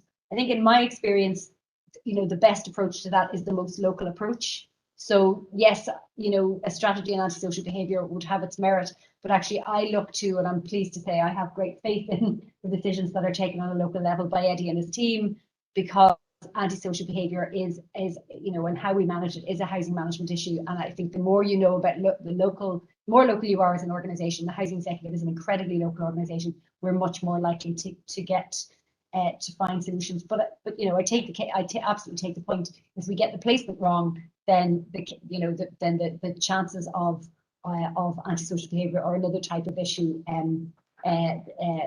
being in place increases. So I just want to I'm going to ask Eddie to come in on the relation to tenants and repairs, and sales, and also Eddie, if you would do on universal credit and I'm happy, of course, to share as much information as we can on the planned maintenance and response schedule. I'm happy to do that because it is a major programme. But I suppose I wanted to cover Councillor Jackson's points and previous. So two councillors mentioned the issue of the Waterside Triangle. So Councillor Jackson, I wasn't at the meeting yesterday, and I was actually my little boy was on his first day at school, so that was the only reason I couldn't make it, unfortunately. But what I would have said to you at the meeting, and I'm happy to say it publicly, I'm happy to say it to you now, is please rest assured. When I started this job on the 1st of April, and both Frank and Eddie, within my first 2 to 3 weeks, had said to me, please make this a priority. So I can say to you now, it is a priority for me. I've already been to the Triangle. I've been into the homes and I've visited it myself, and I was very, very happy to do that because that's my preferred approach. It is without question something that we need to solve. So again, you don't need to that. I think what I'm sure you fully understand is, we have to figure out the right funding solution to this. And again, you can rest assured, I take my responsibility to the tenants, to the housing executive tenants in the Waterside Triangle extremely seriously. So look, I'll get a briefing on the meeting. It only happened yesterday, and I'll find out more. But you know, we are in solutions mode in relation to this. It is my intention to find a solution and to do it urgently. So there's no lack of urgency or no lack of solutions focus at all. And again, no doubt we will have several more conversations on that issue. Eddie, I'll ask you to come in on those other issues if you don't mind. Thank you. I just want to go back. Councillor Mooney and Councillor Dodd raised issues over temporary accommodation and the use of temporary accommodation, and this has been, you know, an unprecedented year, and Grania has touched on all that. But I just want to go over some of the points, maybe provide a bit more clarity from a local level.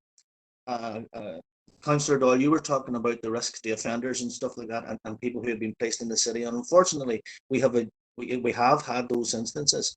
But there has been, I can assure you, there has been significant work that has been done locally in relation to try and manage that risk.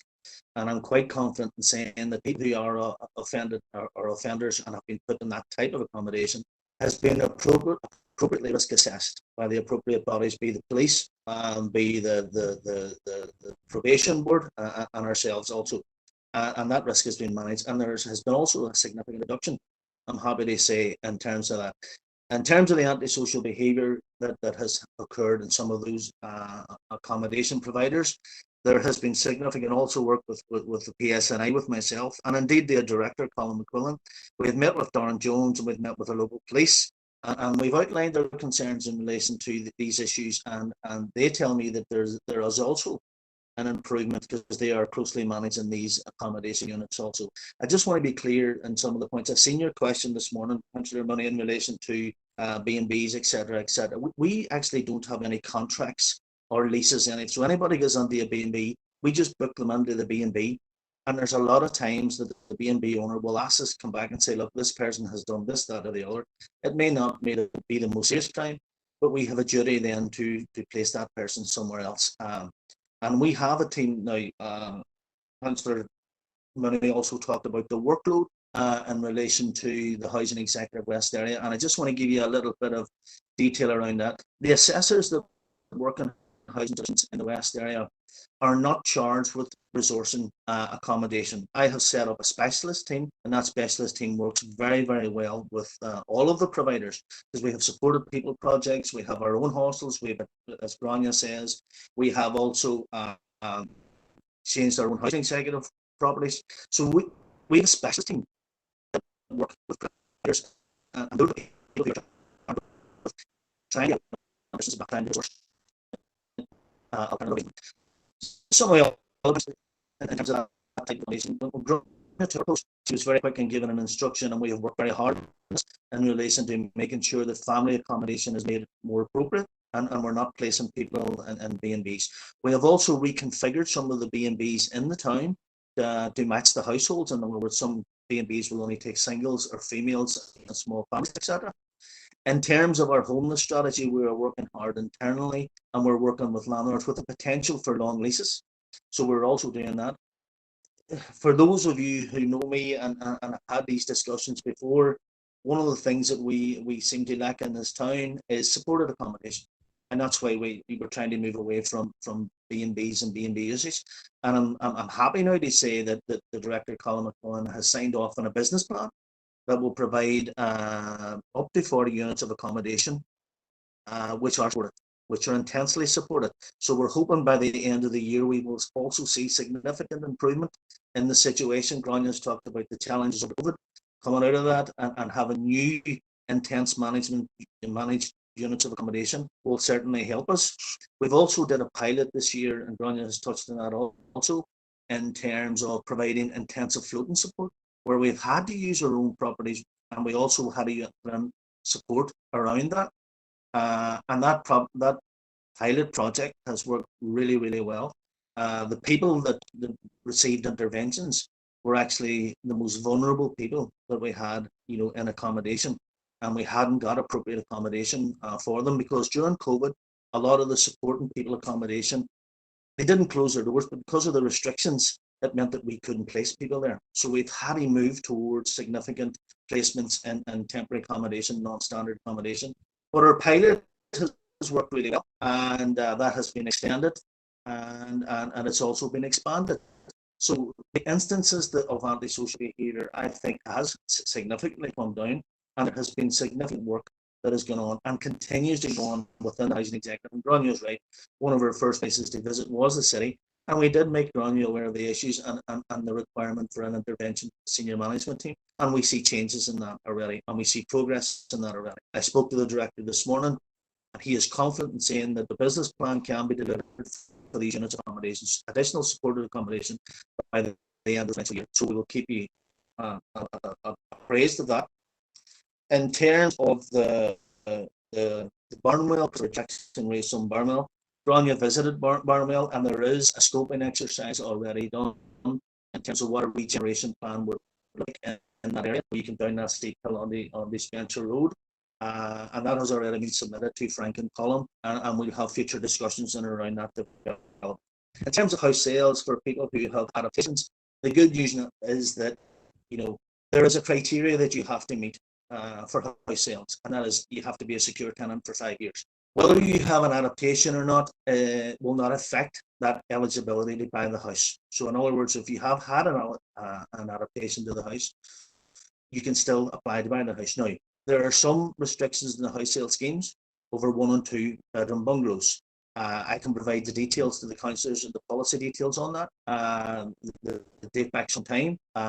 So the good news is that if somebody has had an adaptation, it's quite likely that they can still buy their house if it's not a 1 or 2 bedroom bungalow, but the valuation will reflect the extension that has gone on to that property. So I hope that's answered it. And if anybody wants to contact me with the specific details of an application or of a house sale, the possibility of it, then feel free to email me, and I will be happy to take that on board.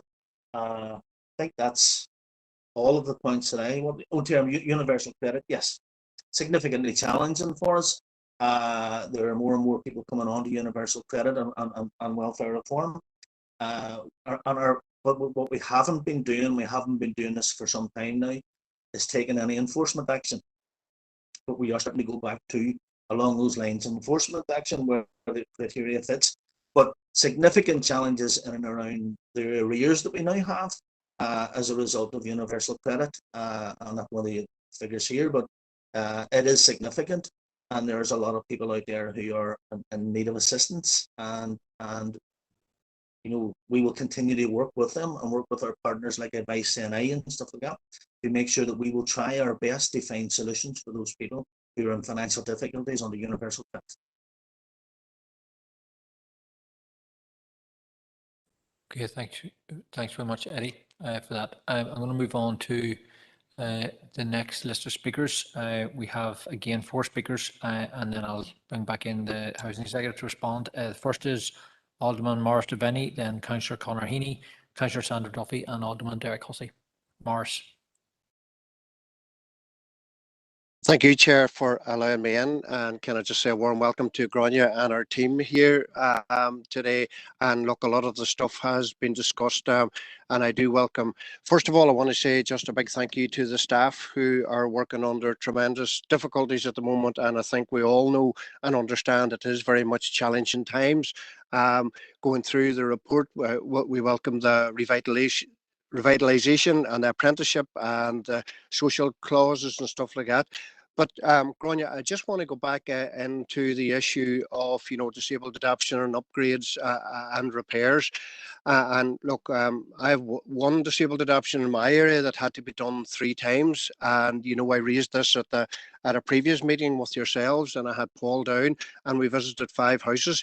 And look, I have spoke to those 5 houses probably within the last week or so, and still totally very dissatisfied with the housing executive. But look, I know I had rang Paul about a week or 10 days ago, but with pressures of everything on, I didn't get time. But I hope to ring him back and maybe bring him down just to those 4 or 5 houses again.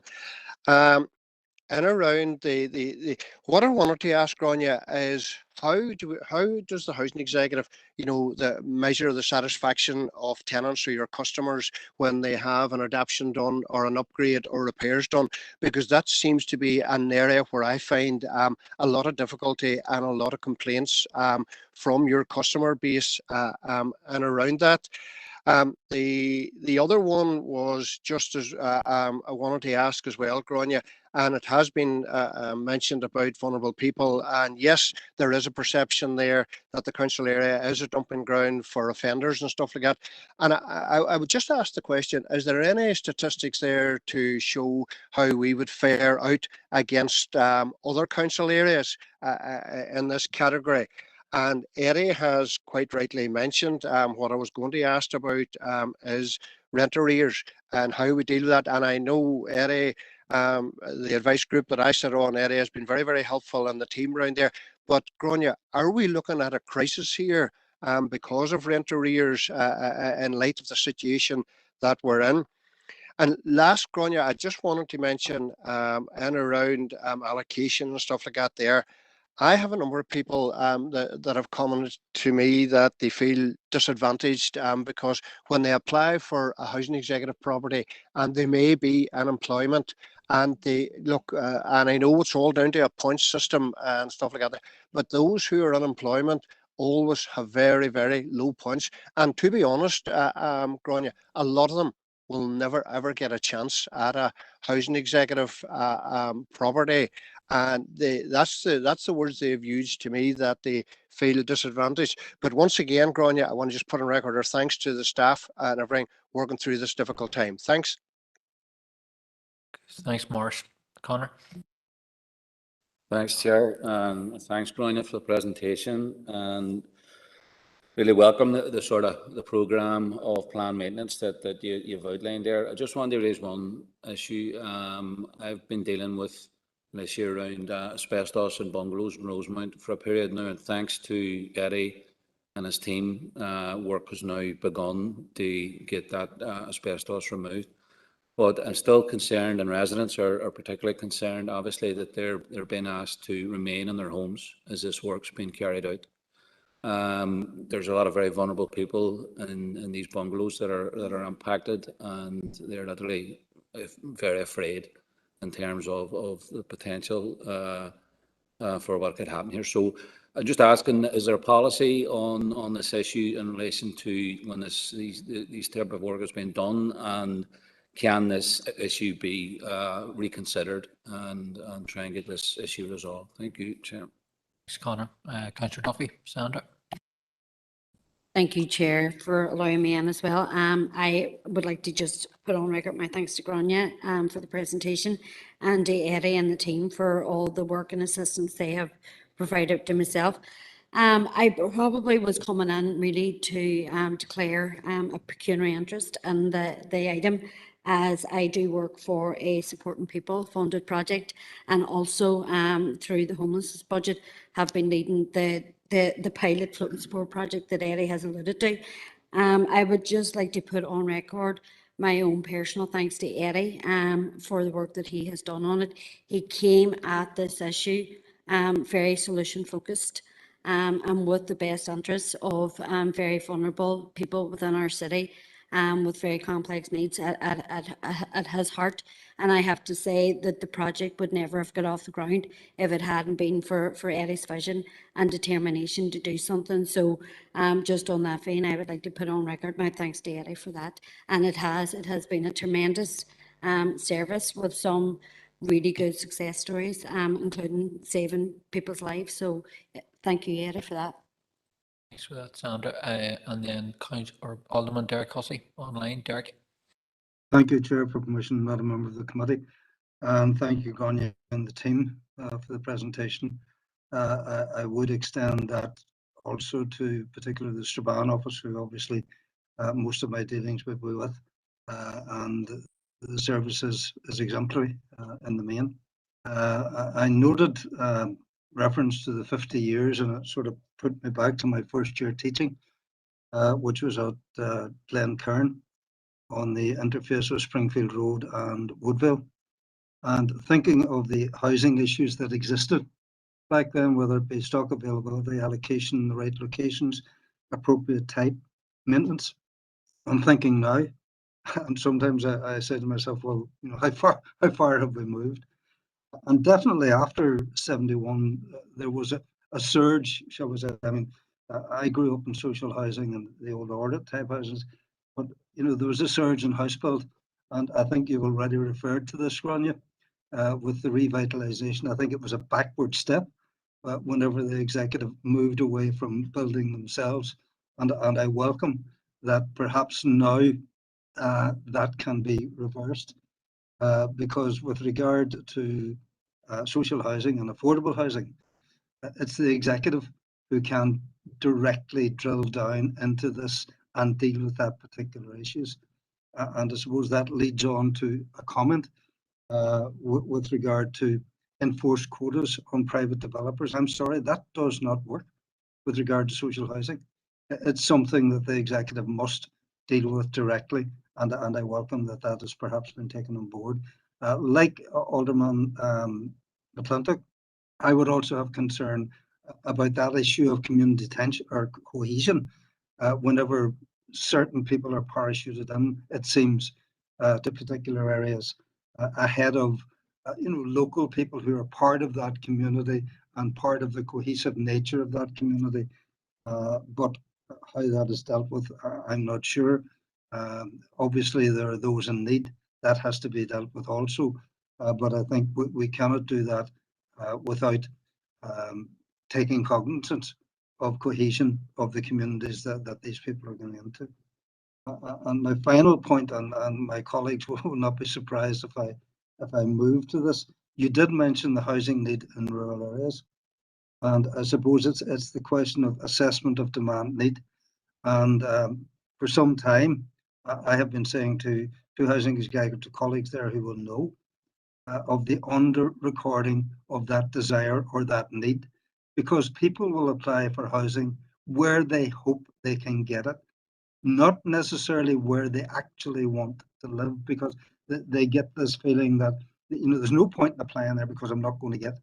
Therefore, that skews the recording and the evidence of where the desire is and what attempts are being made to address that particular issue. Thank you for your attendance, and I'm sorry that it has to be part of a committee meeting, but that's something internal for this council to deal with. Thank you very much indeed. Thank you, Chair. Okay, thanks for that, Alderman Hussey. Back to yourself, Grania, and the team. Thanks. Thank you, Chair. So, Councillor Devaney, just on the point around disabled adaptations and repairs, first of all, I'm really sorry to hear that those residents are not happy. I would personally follow up with you on this, because we did have a discussion at committee. My colleague, our Director of Asset Management, drove across to meet and to see those properties or several properties, and clearly we have an issue in relation to contract management there, and not just contract management, performance of contracts. So look, I will follow up with you on that. I'm very happy to do so. On the wider point, I mean, we do have a comprehensive approach to the management of the performance of contracts across all councils. It obviously varies based on the proportion of properties that we will where we will go in and do a post I suppose an evaluation after a job is completed. Depends on the scale and the nature of the job and the role. So we don't check everything, but we certainly check a substantial number of jobs. And again, happy to follow up with you and give you that information or deal with the wider group. Just on some of the other wider points, I mean, again, look, we've covered the point around placements. I don't have to say at all, except the premise that that this council district is a dumping ground for offenders. We don't do that. And we house people, we place them, we make the best assessment we can, but we also work, as I've said, in extreme circumstances with frankly not enough accommodation at our disposal, and often at out of hours moments, particularly over the weekend. So, you know, we take careful consideration of need, but nevertheless, as I say, you know, I accept these are very difficult decisions that we have to take. Just on the point around rent arrears, we've monitored that very, very closely, and as you can imagine, we talked about targets earlier. We have a number of ways in which we measure rent arrears and the profile of rent, and I'm really pleased to say that we have not experienced a dramatic reduction in payment of rent. We have a very, very good team who work directly with our residents very early on, where any rent arrears are noticed or noted, or indeed when we're alerted to from tenants. We work very closely. We have a number of financial inclusion programs where we work with residents. So I'm very pleased to say that's not a major issue. We have we've seen some reduction. There are some increases in rent arrears. It's not an area. I mean, it's an area that we monitor closely. If I'm sure other colleagues will have a similar view. It's not without risk. But so far, compared to other landlords of our size and indeed smaller landlords elsewhere on these islands, I think we're in a very good place. But that is down to the very good work of our teams and also a very good relationship with tenants who work closely with us. I'll ask others to come in on a specific point in relation to asbestos. Eddie, you might cover that for me. But just three more comments.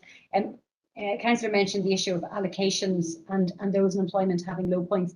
I think you've gotten to the nub of what is a very complex issue, which is we have a finite public resource, which is housing, and we have too many people in need and not enough homes to meet it. And as a result, decisions have to be taken about how we allocate, and that is always fraught with difficulty. We have to take decisions based on regional policy, which is set by the department. And as you know, there is a fundamental review of allocations, which is well underway, and we will be implementing those changes.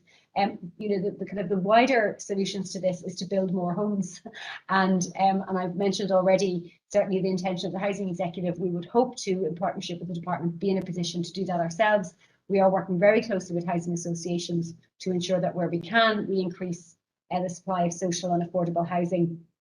But those are, larger, longer term answers to what you've said, has a human face to this, which are people on the waiting list, unfortunately, for too long waiting for housing.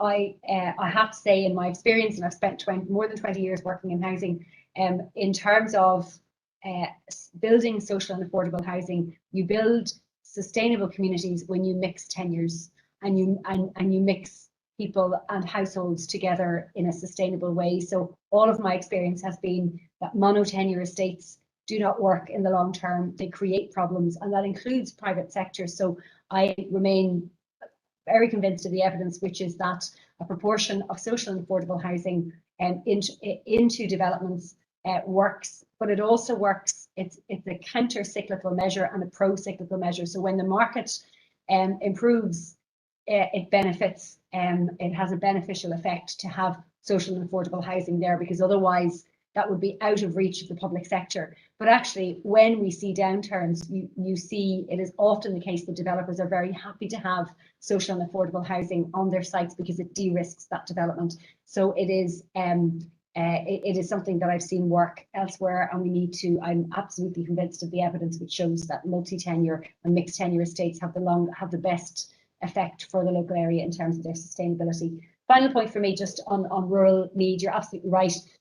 I said earlier, rural housing need requires a sophisticated approach to needs assessment. So we undertake latent demand tests in rural areas where we try to get under the skin of what people are telling us when we try to find out what their need is. So you're right. I mean, more of that, I would say, and that's something that we are doing and taking forward in our rural housing strategy. Eddie, can I ask you to comment on any of those points, including the issue aspect? Thank you. I just wanted to comment on Morris's points. One, that I sit with yourself on the board of Advice NI or Advice Northwest, and the discussions have been in and around arrears and the impact of arrears. And one of the things that we have found is that when you speak to Jackie and the team in Northwest, there is quite a considerable uptake in advice in terms of income management. But with the housing executive, in terms of some of our efforts locally, we have quite a low uptake of advice. So what we're trying to do is encourage people who are in arrears, for whatever reason, whether it be universal credit or historically, is to contact their patch managers. We'd really appreciate those discussions happening locally, because our patch managers are well equipped to try and find solutions get into agreements with people who are in difficulties, try and sort out those difficulties, because we do not want to go down the grounds of enforcement where we don't need to. So it's important that we get that message out there to all of those people who are in arrears to contact the staff in the housing executive and have a discussion about how they can get into arrangements with the housing executive to try and reduce their arrears. And we'd be quite happy to have that discussion. Councillor Connor, you've made the discussion about the comments about the asbestos. Unfortunately, I'm not out of my work. I'm currently on leave. There are a number in the Rosemount area. My first initial assessment of what I was told is that there was 3 properties of this, but it would appear that there's a possibility that there's more. The asbestos is external. It's on the fascia board, it's on the soffit board, stuff like that. When we had a plan for removal, when the contractor went to remove it, he found out it was licensed asbestos, which is a different type of regular, which includes the involvement of the health and safety executive. That took a little bit of time to get processed. Now, during that period, I have been assured by the people within our organisation that the appropriate risk assessments have indeed been carried out in terms of the level of contamination and the threat to the people who reside in the bungalows. And I'm told there is a very, very, very low risk. And I've also been told that there is no need for any decant to take place at those properties. There is some confusion. Is it 3 properties? Is it more properties? I had left instructions that there needs to be clarity around this with our asset management team in terms of these properties have to be re-inspected. We have to be assured that the asbestos, if it is in more properties, then it will have to be removed. And we have to assure our tenants that there is low or no risk to them because the asbestos is external. Fortunately, being off, I haven't got time to follow it up, but I will follow it up. And I'm sure the team is following it up. And they may have been in contact with you about a site meeting. I know you've asked for a site meeting. I'm hoping that has happened or it's planned, or if not, we will certainly follow up after this meeting. Okay, thank you very much for that, Eddie, and also to Grania. That's all the questions that we've had in from the elected members. I appreciate that not all the elected members who submitted questions are here today, so there may be outstanding questions to be responded to on email, but I appreciate the length of time that we've had this afternoon. I think the fact that we've had 12 speakers from across the virtual and the physical chamber indicates how important housing matters are to all the elected members of the city and district. So thanks to yourself, Grania, and the team for coming along this afternoon to present and to talk to us through. And as I said at the start, it's very useful to have that presentation in advance for us to go through, and no doubt continue to engage with yourselves in the days and weeks and months ahead. So thanks very much, folks. And we'll move on now to item 6 on the agenda, which is chairperson's business. Members, just a few items for chairperson's business. Firstly, obviously want to record condolences to the family of Pat Hume on the death of Pat in recent days. Pat was a wonderful lady who touched the hearts of so many people across this council area and beyond. Anyone who met Pat would recognise how she took the time to listen to them, to take on their concerns and to advocate for them. And she was a peacemaker in her own right, somebody who inspired people in the city and district and beyond. And I think it is appropriate that we thank the Mayor for attending the funeral yesterday, but also for opening up books of condolence here, both physically and online, so that people can record messages to her and the family at this time. In relation to bereavements, it's also a sad occasion to note the death of Finbar O'Doherty, who was a founder member of the civil rights movement here in the city.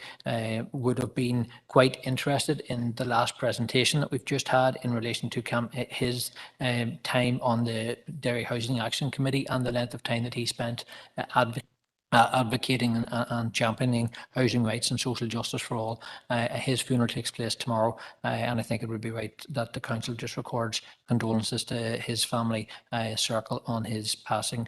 And finally, in terms of bereavement, Councillor Bernard McGuinness from Donegal passed away last week. Councillor McGuinness served the people of Donegal for over 40 years and would have served on many joint committees between our council and Donegal Council over the years, both on the the likes of ERNAC and the Northwest Region Cross-Border Group. So also just to record condolences to the family of Councillor McGuinness. I see a number of people wish to come in on those points as well. So Councillor Doyle and then Councillor Duffy.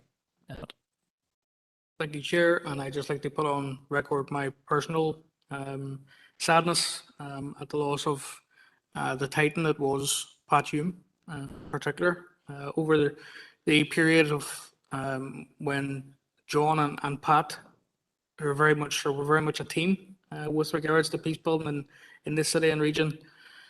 I know that John would have very much lent on Pat, and the ability for Pat in particular to, I suppose, fill the gaps almost with the relationship that John had with the people of this city, and she always kept her ear to the ground and knew exactly what was going on, even up until John took sick.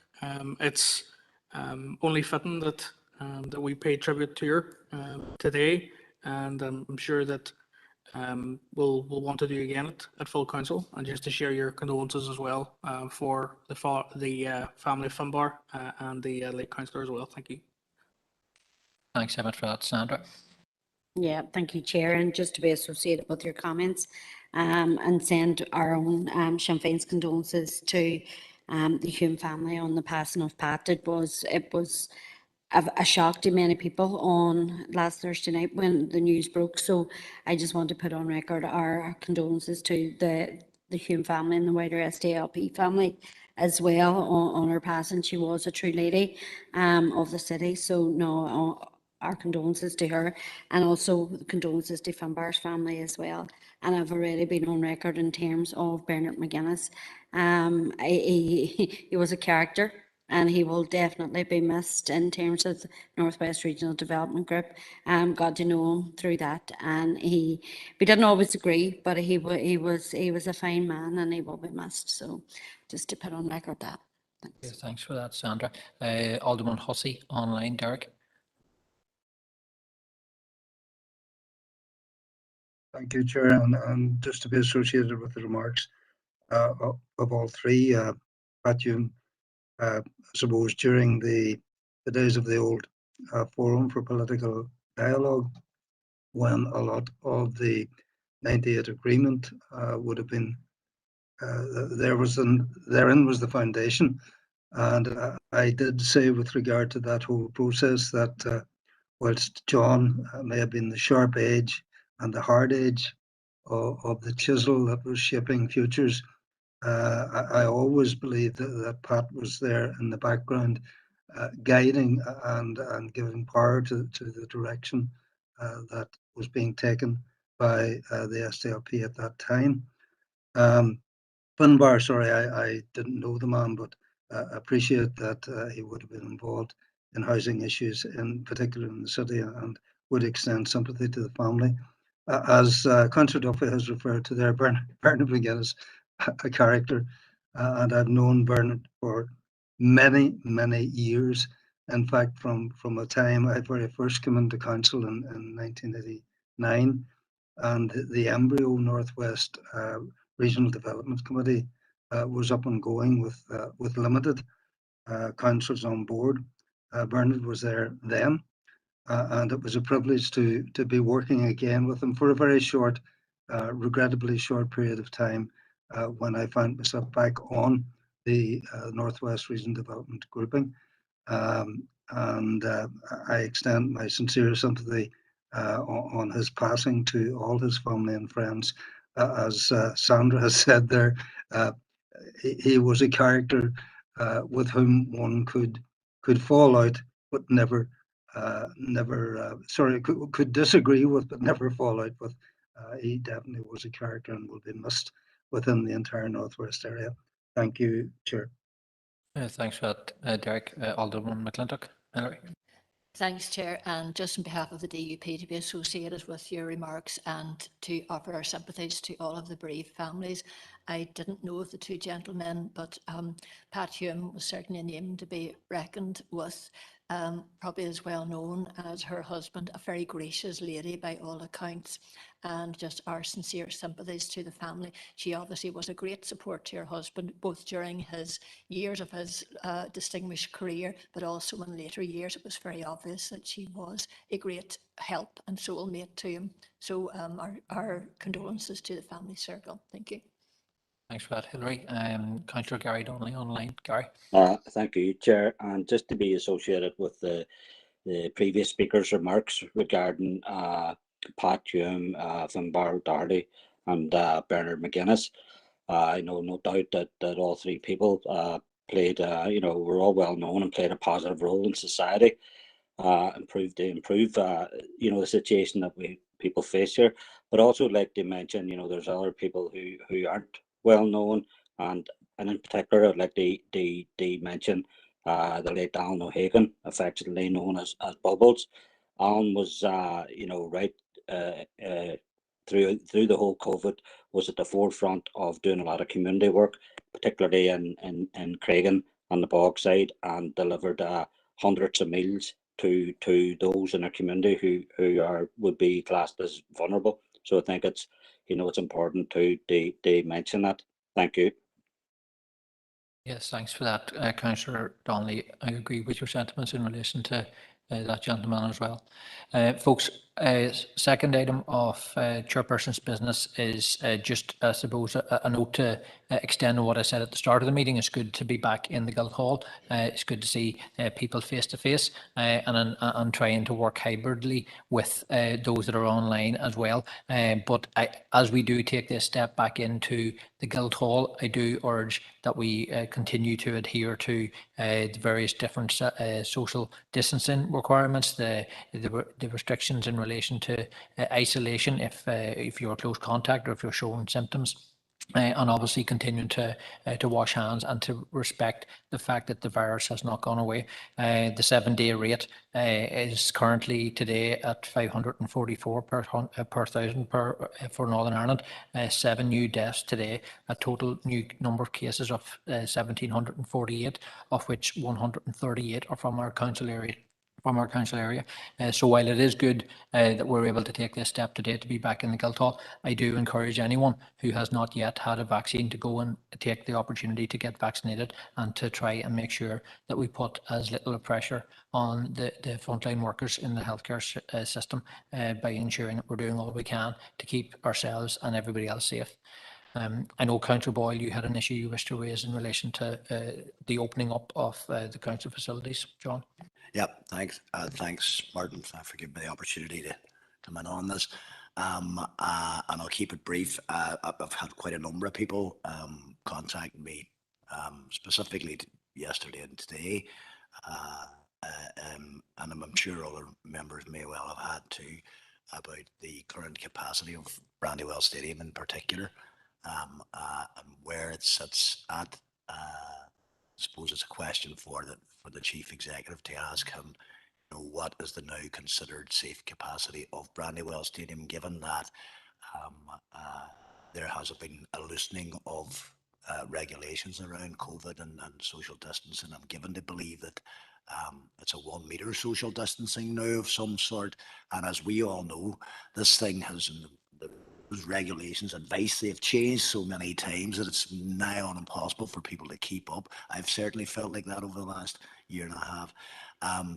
And I suppose really just reflecting on the fact that there's a big Northwest derby scheduled for Brandywell on Friday night between Derry City Football Club and Finn Harps.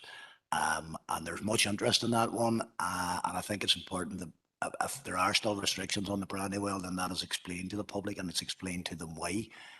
But of course, I'm very keen to see as many people get back into watching sport and entertainment of any nature. So that's it, Chair. It's just a question in relation to that. And I think maybe as we go forward, it might be a good time now, because here we are, we're in here, all right, we're all 2 meters apart roughly. But it would be a good time maybe if we could review that sort of information and again share that with elected members, because again, as I say, a lot of things have changed over a period of time. Okay, thanks for that, John. Before bringing in the Chief Executive, just to respond, Councillor Doyle on a similar issue. Emma. Thanks, Chair. It's just to echo exactly what John has said. I've been contacted by a great number of people over the last 2 days in particular around the restrictions I had. Tried to get in contact with Karen McFarland this morning. Karen's team are normally very forthcoming with regards to the speedy information that comes as arising from the restrictions. I know that at this point I haven't heard back from Karen, but I know from previous conversations with her that they're probably waiting for some of the risk assessments to be sent in from Derry City. But I echo what John said. I think it's really important that we communicate it with people, because I think as much as there are people out there who are very interested to know the capacity, there are also people, I'm sure we've all got a few of them, ringing up to ask why the council won't allow X, Y, or Z. And of course, we know that's not largely the case. So I think it's important to get the communication right about that as well. Thank you. Thanks for that, Emmett. I think Philip's going to try and answer those points. Philip. Yeah, thank you, Chair. Chair, I can confirm that the Sports Ground Safety Advisory Group met to review the safety certificate for the Brandywell Stadium with the users of the stadium over the summer, and with extensive work that was done between the council and the representatives of Derry City Football Club. The certificate was amended at that stage to allow an increase in numbers based on 1 metre social distancing within the stands. That was reviewed within council and again in discussion with Derry City Football Club last week following the release of the most recent ministerial guidance. Now that ministerial guidance again recommends 1 metre social distancing within the stadium, so that didn't allow for any increase in the capacity within the stands because of the work which had been done between the council and the football club. We were already at that level. We had already reached that level. We did discuss with the club the possibility of perhaps opening up in the terraces to allow some additional spectators within the terrace, but because of the stewarding requirements which exist in and around that, there are just significant practical difficulties for the club associated with opening up the terraces. So at the minute, with the guidance that's in place under the most recent ministerial stand, the Brandywell is operating at the capacity which is permitted by that guidance at the present time. Okay, thanks for that, Philip. Just an additional item for Chairperson's business in relation to the walking to the Guildhall here this afternoon. It was great to see the Rainbow Pride flag on the pavement outside the building between here and the Peace Bridge. I know that's something that former Mayor Brian Tierney had raised in this chamber back before he left the role as mayor and funded it from his budget. So it's great to see that rolled out overnight, and congratulations to all in Foyle Pride for not only that symbol for people in our council area, but as we know, that's a wider statement beyond our council area that people from the community are right across our council area are supported and thought of. We know that there is still a lot of work to be done in relation to that. Mid-Ulster Pride Parade has attracted a number of objections, and I think it is important that not only with the symbols placed on the road outside this building, that is a clear demonstration to everybody in the LGBTQ community that they're welcome in our council area. But I think that the fact that that's the first time it's been done on the island of Ireland in that way, I think is very appropriate that we mark it here today. A final item just for Chairperson's business is in advance of the All-Ireland final on Saturday, and I'm saying this very consciously that I'm in the Guildhall. I'm a person from Fermanagh, but I do want to wish Tyrone all the best for the All-Ireland final on Saturday evening. I also want to congratulate the Derry Miners on their win of the Derry Minor final earlier this summer as well, and it would be great if our mayor was able to host a reception for the Derry Miners and the Tyrone senior football team should they be victorious on Saturday. So just to wish them well. Members, moving on to full council, the minutes from the last Governance and Strategic Planning Committee are held on the 6th of July. We take them for accuracy first, pages 113 to 128. Anybody has any points of accuracy that they wish to raise?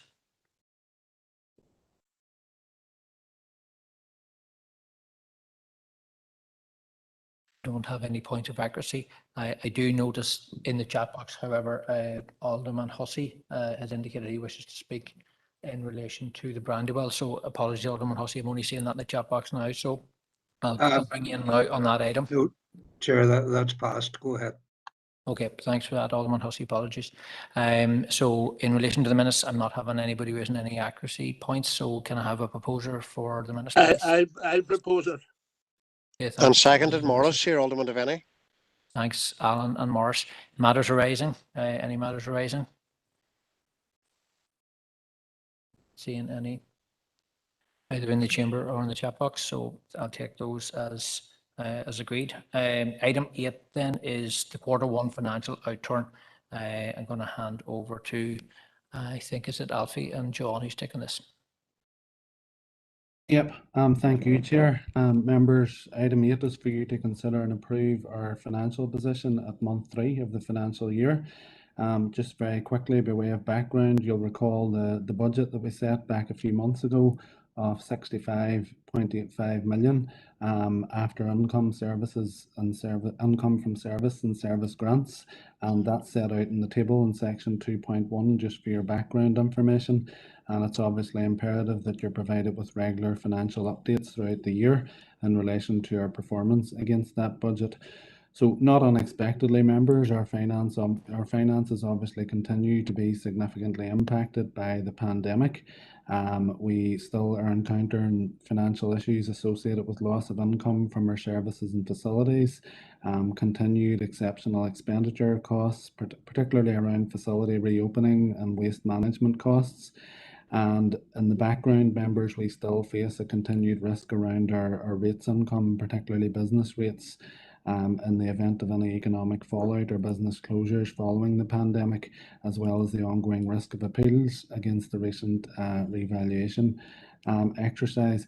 So in terms of the position, members, at month 3, a detailed variance report is provided in the appendix for you, and that's summarised in section 3.1 of the report.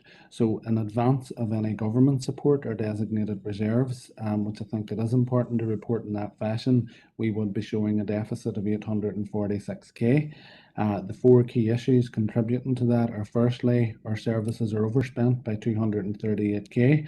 Whilst we do have savings across mainly our support services and premises, we do continue to still lose significant income from leisure and off-street car parking in particular, as well as staffing pressures in our refuse sections and waste management costs.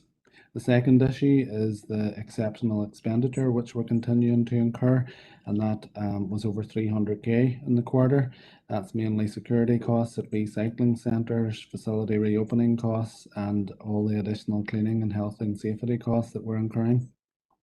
The third issue, members, is the first quarter forecast for rates income from LPS is behind budget by 109k.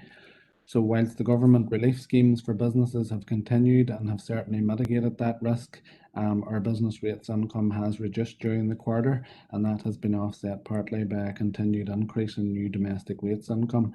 And finally, members, the fourth issue is in relation to rate support grant. We're 733k behind for the year. That equates to 183 for the quarter. And we've, following consideration by this committee in June, a joint letter has gone from the 7 impacted councils to the DFC and DOF ministers requesting urgent engagement in relation to that. So members, thankfully that position has been fully mitigated as set out by the mitigations in table 3.1. These include government funding for financial losses and waste, which we've been allowed to carry forward into this year, as well as continuing to avail of the furlough scheme in Q1. And obviously that will has significantly reduced in Q2 and will be negligible going forward. And alongside this, members, we were obviously very prudent as part of the rates process in year end to set aside funds and reserves to cover potential rates losses, as well as the rate support grant issue that we faced. So these mitigations, members, effectively will put us in a small surplus position at the end of Q1, which is a very positive position. So in terms of the outlook for the remainder of 21-22, it's anticipated that those financial challenges will continue, but we're hopeful that the balance of unutilised funding from Department for Communities, as well as the contingency funds we've set aside in reserves, will ensure we remain in a stable position for this year. So there are a range of issues members set out in the report. Obviously, we're at the time of year where we are looking forward to the 22-23 rates process, and we're already starting to look at that now as officers. Some of the issues I've highlighted will continue. The leisure income and off-street car parking income, I suppose the focus is on trying to get those levels back as high as possible between now and rates. The rate support grant engagement is ongoing. It's important, members, that we try and take steps between now and the end of the year to reduce the exceptional expenditure that we're incurring. We obviously need to monitor closely our non-domestic rates income levels between now and the rates process. And you'll recall, members, that we made a very prudent provision on our rates last year, which puts us hopefully in a strong starting position to tackle that. That will be in addition, members, to the normal pressures that we face as part of rates process, such as staff pay awards and inflation. The national insurance announcement today will obviously be a significant further issue for us to consider, as well as the very critical further investment that we need into our capital plan to ensure continued progression. So members, we're continuing to engage with government in relation to all these issues, and hopefully we'll obtain some resolutions and continued support into 22-23. So in conclusion, members, you're asked to approve the financial position as presented, which is a positive position thanks to the government support and contingency funds. And it's recommended also that you note the continuing financial challenges we face for this financial year and as we enter into our 22-23 rates process. Thank you, Chair. Thank you very much for that, Alfie. A couple of indicated speakers. Councillor Doyle. Chair, and thanks, Alfie, for the report. It's always welcome to see that we've managed to be prudent with regards to our finances. But one of the things I wanted to know about just was the ongoing HMRC appeal. Have we heard any word back about that, or do we have any indication of when that might be finalised? Thank you. I'll take a couple of speakers and then I'll bring you back in if that's okay. Alderman McCready, Ryan. Thank you, Chair. Alfie, thanks to you and your team. As always, sterling job, albeit the figures sometimes do look stark, which is no reflection on yourself or your team. Thank you. I support the recommendation to accept this. I do have an observation, suggestion. We're in survivability mode, and we want to really push to get to a point where we have healthy reserves. We can fulfill our social obligations and our capital grants and do everything we've set out within our strategic growth plans and all of that good stuff. But at the moment, when I look through some of the numbers, it's survivability. Given, yes, we've been through the pandemic, we're 2 years in. And I really want the next time we get an update on our next quarter is to kind of give us a flavour of how you think we can get out of survivability mode, notwithstanding your mitigation measures, which I accept. I've been very fortunate sometimes with the government and the grants and everything else that we've managed to get, but it's not sustainable. And I really want to see if we can start to turn this into a positive and build up our reserves and be a healthy, good value for money council for our ratepayers again. Thanks. Thanks for that, Alderman McCready. Councillor Farrell. Thanks, Chair, and thanks, Alfie, for the reports. Obviously, we're concerned by a number of aspects, most notably the lost income from car parks and leisure facilities and the increased costs associated with COVID. But I've got a question specifically around 4.3, and I'm paraphrasing this, Alfie, that the financial challenges will be fully mitigated by government funding and contingency reserves. So I'm looking for some clarity on that. Is there a monetary value on those, or is it a blank check? Or we feel, based on the current projections, that we will be fully mitigated? Thanks. Okay, thanks for that, Rory. Alfie, do you want to come back in, please? Yeah, thank you, Chair. I think there's just two questions to pick up on.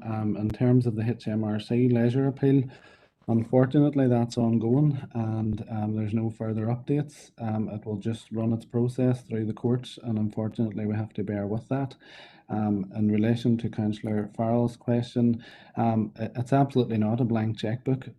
We work very closely through the Finance Officers Association and through SOLAS with Department for Communities last year. And as a result of that, we were allowed to carry a sum of money forward into this year. And for our council, that's about 2.6 million after Q1.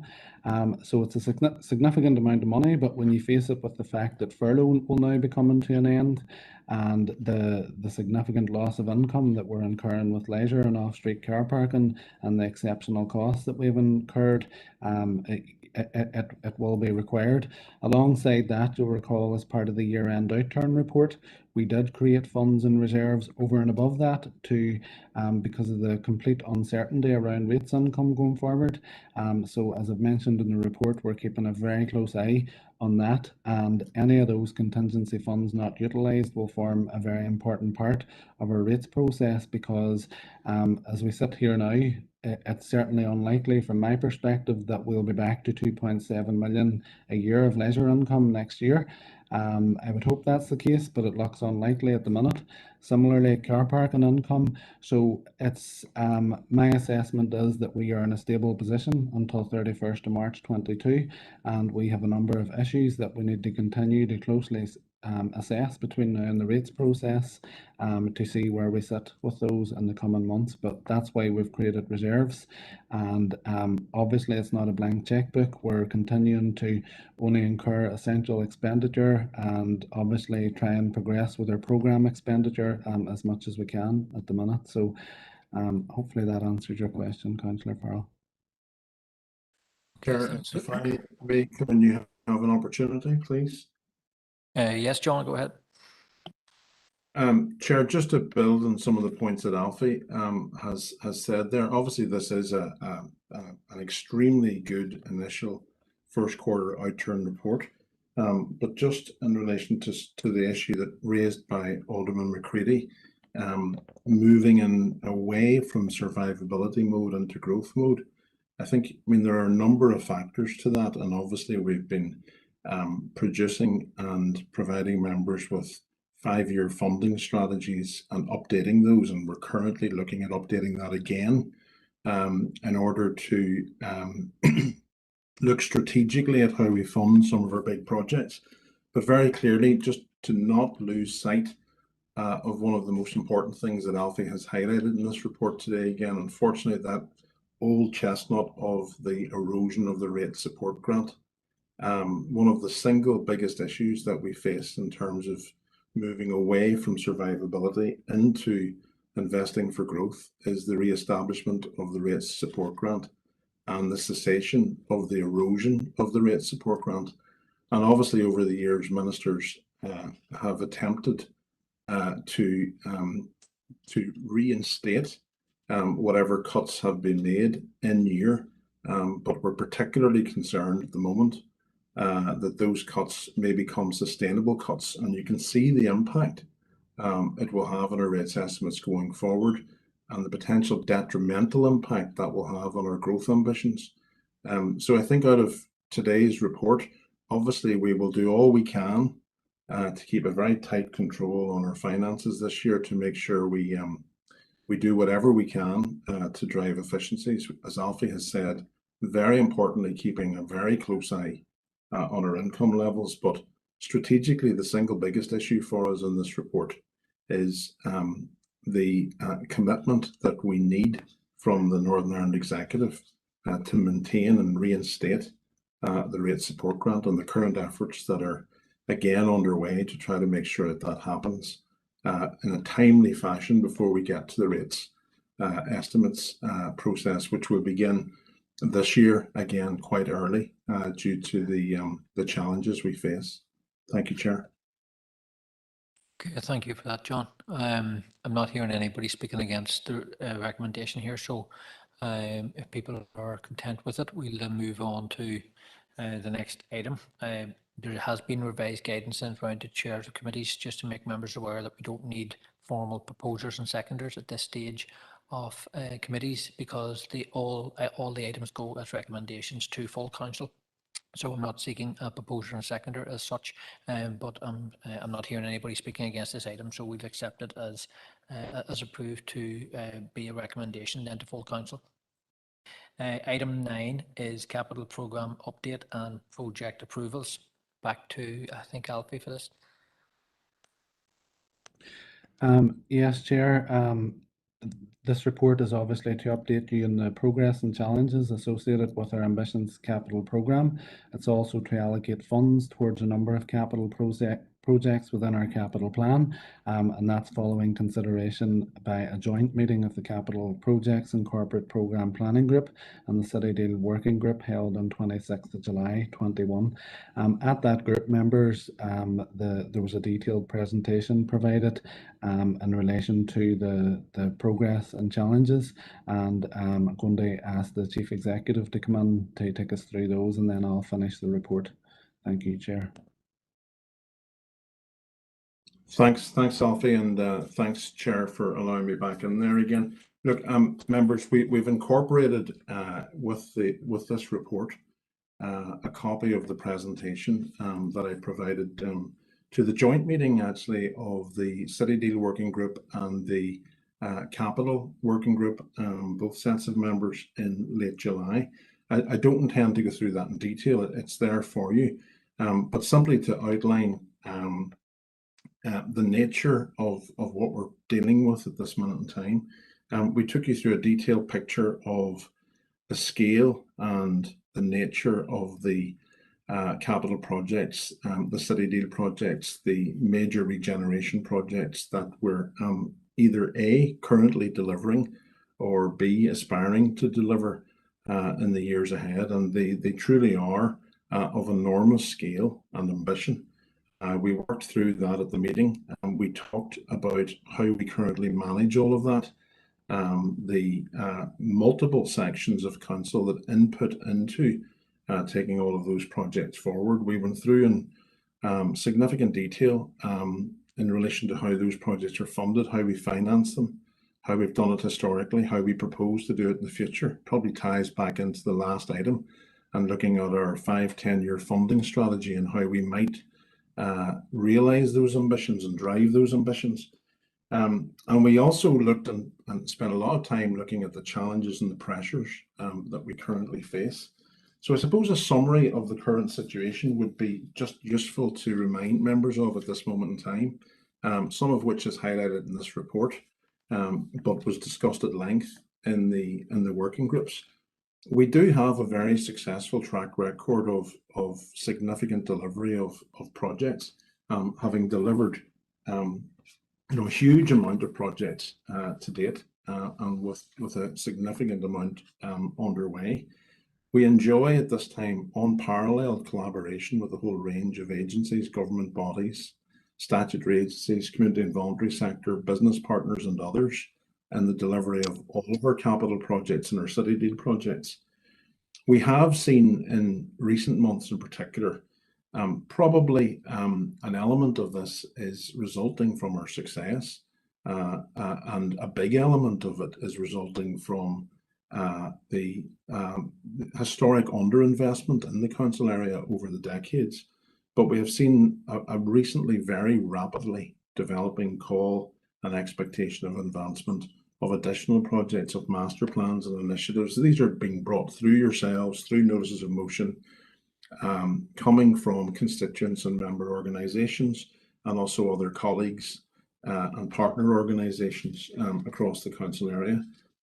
This is putting, at this moment in time, very, very significant pressures on the management of the organisation and on the staff right across the organisation in all of the sections that contribute to the delivery of capital projects. And there are very few, even though they are led by the design and project management section and the regeneration section, there are very few areas of council that don't have some input into the delivery of capital projects. So we're finding pressures right across the organisation, from finance to legal to procurement to regeneration to planning to building control, all struggling at the moment with the excesses of the ambition.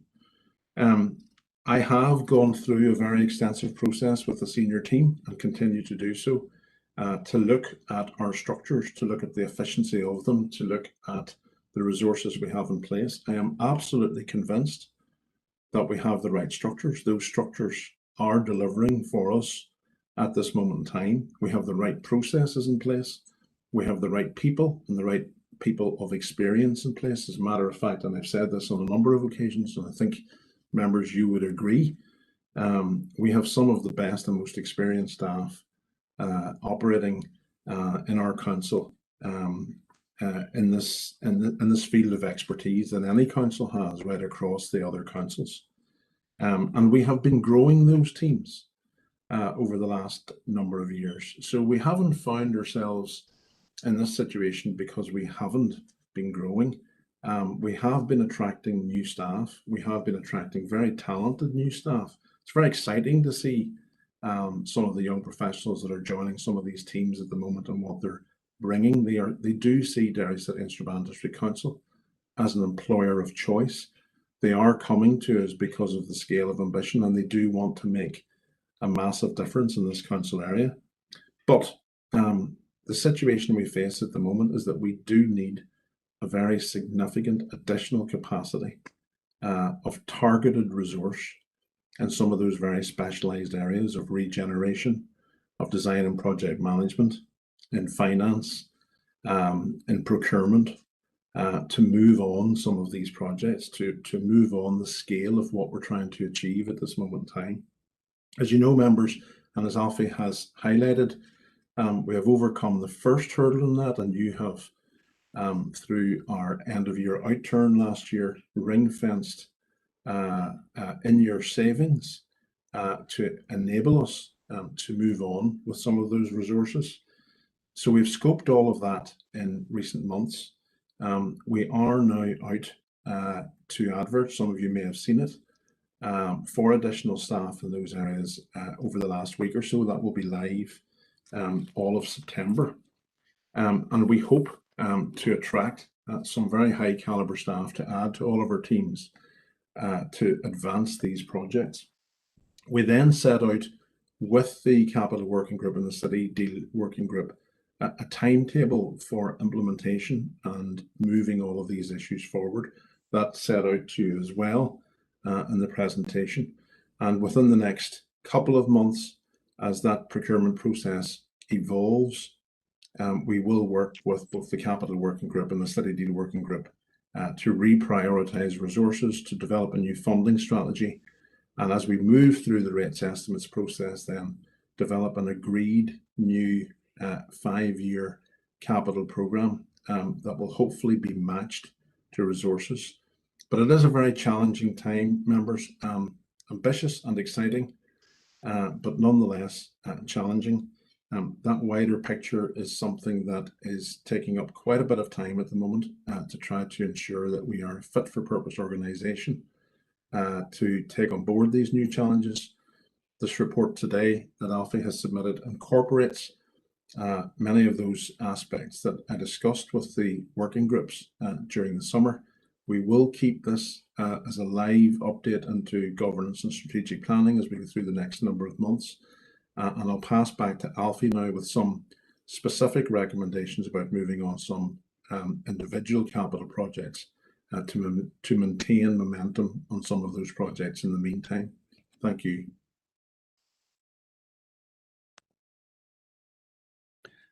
Thank you. So members, just moving on from what the Chief Executive has said, I'm just going to focus on the specific recommendations within today's report. So obviously, as that new funding strategy is now developed in the coming weeks, and with all those new pressures which the Chief Executive has highlighted in mind, it's obviously important that we continue to progress with our capital strategy. There's a range of projects set out in the report, of which there are funding allocations proposed. Some of those members have already gone into the service committees to ensure that the projects could progress in advance of consideration by the governance committee, but those are relatively small. So the recommendations include St Colum's Park, Strathboyle Greenway, confirmation of the funds that we allocated to progress our very significant levelling up fund bids for Brandywell, Rural Strabane Pritches and St Colum's Park, that's Brandywell Daisyfield Sports Centre. Strabane Public Realm, significant allocation towards that to complete the funding package for that project.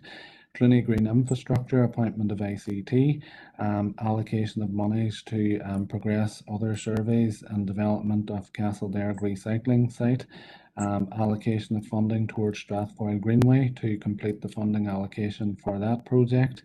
And an underwrite members in relation to the Strabane North Greenway. The funding required to complete that project isn't quite determined yet. It will depend on negotiations with funders, but it's important we're in a position to progress with that as soon as those discussions are complete.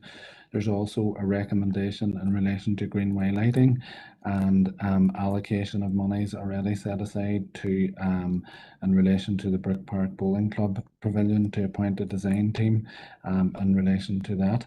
So members, those are significant recommendations. They total in excess of £1 million and potentially up to £1.45 million, depending on the outcome of the Strabane Greenway funding discussions. Members, the leverage in relation to those recommendations is very significant. The total funding that will lever into the area from external sources is 7.3 million. So that's a very significant return on investment.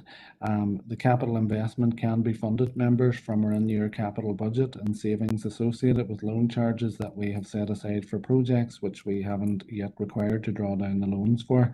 And the ongoing revenue implications highlighted will be incorporated within our updated funding strategy. That will be a critical piece of work over the coming weeks.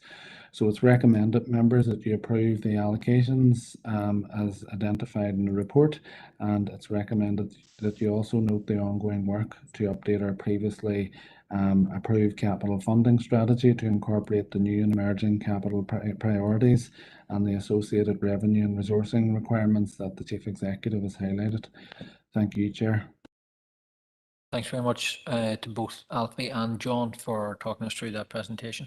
Opening it up now to the floor and the virtual chamber for comments from elected members, Councillor Doyle and then Councillor Ryan McCready. Thank you, Chair. Thanks, Alfie and John, for the report. It's obviously very positive to see some of the projects being brought forward tonight, and I'm happy to propose the item. It's great to see in particular the design team for the Bowling Green being progressed. But I have to say, and you know, I don't want to be Debbie Downer about it, but the information even that I got this week around Templemore Sports Complex is just not good enough. This project is starting to become a real sore for people who have seen and waited for it for many years. I got a report back last week. It's actually dated September 2020. And I'll just read out the comments. Business case and concept design complete and review of same ongoing. Business case complete. Future rates investment required to progress funding of both projects. Full stop.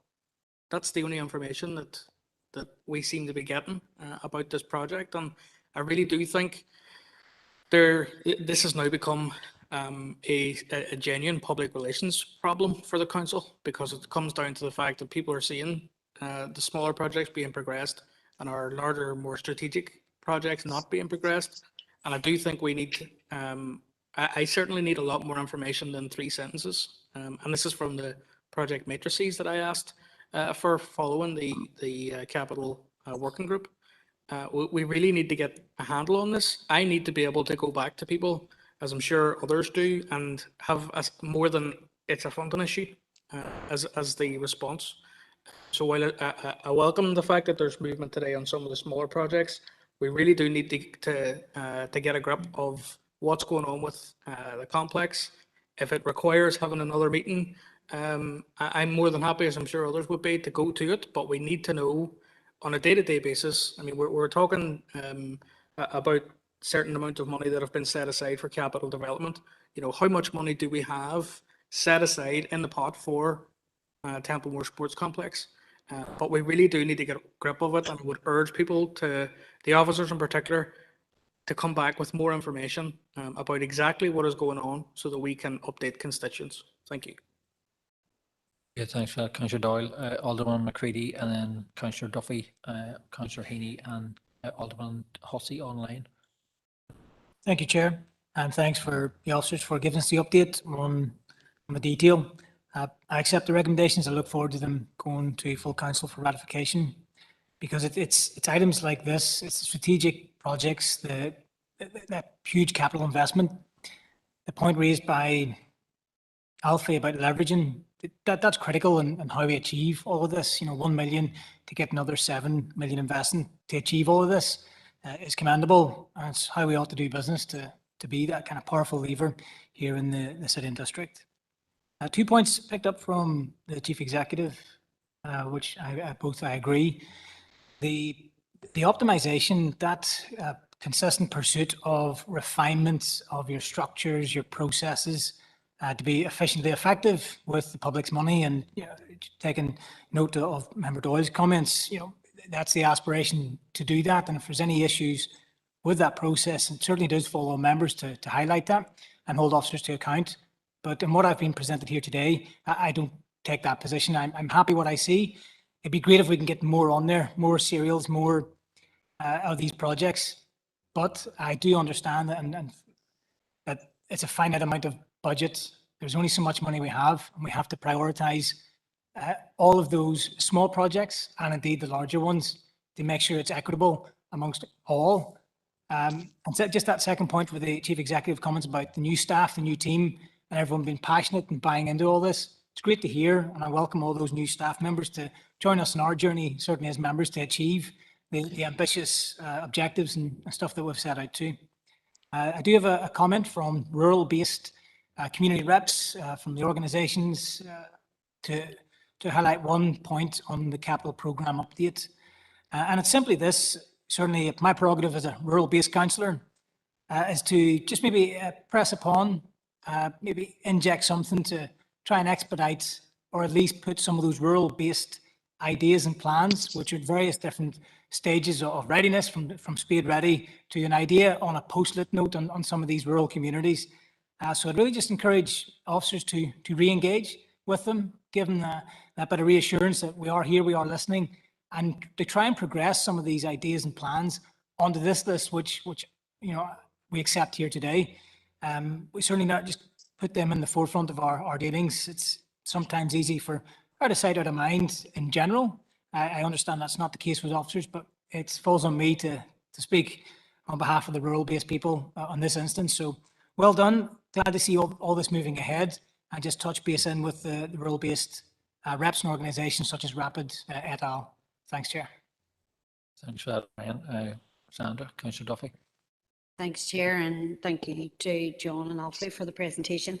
We do have great ambitious plans. We have always been a council of growth and a council of delivery on the ground since the inception of the new council, and that has to be really commended. We have seen the delivery of community centres and play parks across the city and district, but we do have more aspirations than that. And I know, in terms of speaking in my own area around Culmore, we still have a huge deficit in terms of play park and play facilities for young people. So that needs to be added into the mix. And I know that it's there, but we need to see stuff moving forward in that as well. I do understand the pressures that staff are under, and there are huge projects there in terms of City Deal that is putting staff under pressure, and it's good to see new staff coming in and us being an employer of choice for people but coming to the city and district and hopefully making it their home. So that has to be commended as well.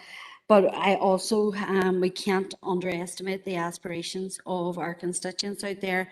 And like Councillor Doyle, one of the main aspirations of constituents that come to me regularly is around Templemore Sports Complex. And I know that we brought a motion to council in relation to it last year, but we still need to see some sort of movement on it. And I know we have agreed that we need to be careful around it, because we don't want any more false dawns. We don't want to raise expectations and then not deliver. But on the same vein, we do need to see this project moving forward. It has been sitting on the capital list for far too long at this stage, and people want to see it. They are seeing similar projects being delivered in other council areas and asking what's going on here. So I would personally like to see that delivered. And I know I have had personal conversations with John and Alfie regarding it and the finance around it and the constraints around it. But I do think we need to be imaginative around how we can move that forward. In terms of the report, I'm really glad to see some of the projects that are moving forward and moving towards delivery. That is great to see in terms of the Strathfoyle Greenway, lighting for other greenways, because I know that has been an issue for many. So in terms of the report, I do welcome it. I welcome the ambitions that we have as a council, and maybe that's part of the issue, that we have so many aspirations and ambitions, but that is a positive in terms of a city and district, and we want to see delivery on the ground for our constituents. It's great to see the big projects taking legs, but we just need to remember as well the community stuff that needs to be delivered in conjunction with it. But I don't know if Emmett proposed the report, but if not, I'm happy to second it, because I think that Alderman McCready proposed it. Okay, thank you. Okay, thanks for that, Sandra. Councillor Heaney, Connor. Thanks, Chair.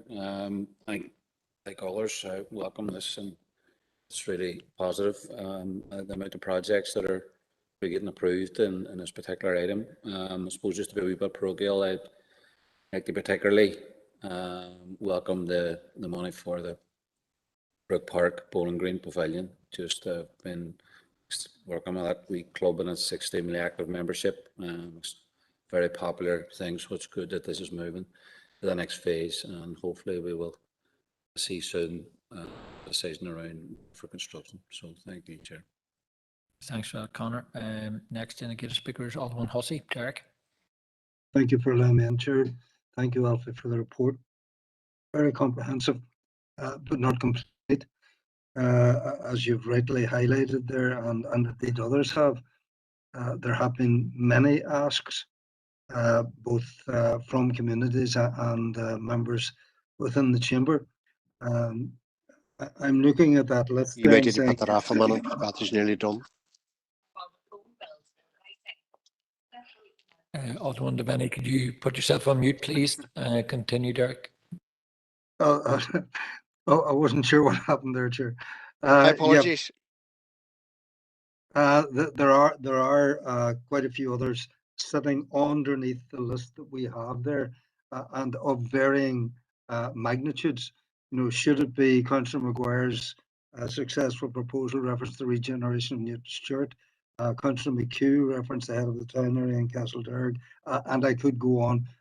Councillor Edwards greenways in the wider rural area. Alderman McCready has alluded to that, to those many projects that are sitting there, and I suppose at some stage it would be nice to see where these all are on the timeline. But looking at what's actually there, I suppose if Alfie could clarify the levelling up fund, very much dependent on external funding. Very welcome, and congratulations to those who have put that application together. But I suppose we're sitting waiting to see, are we going to be successful within the Levelling Up Fund? And as Councillor Haney has referred to, I'll be parochial on one, and it's one which is listed here as a new request, and that is Castledare recycling provision. Now, officers, particularly within environment and regeneration, will be aware of the growing angst that surrounds this overall project.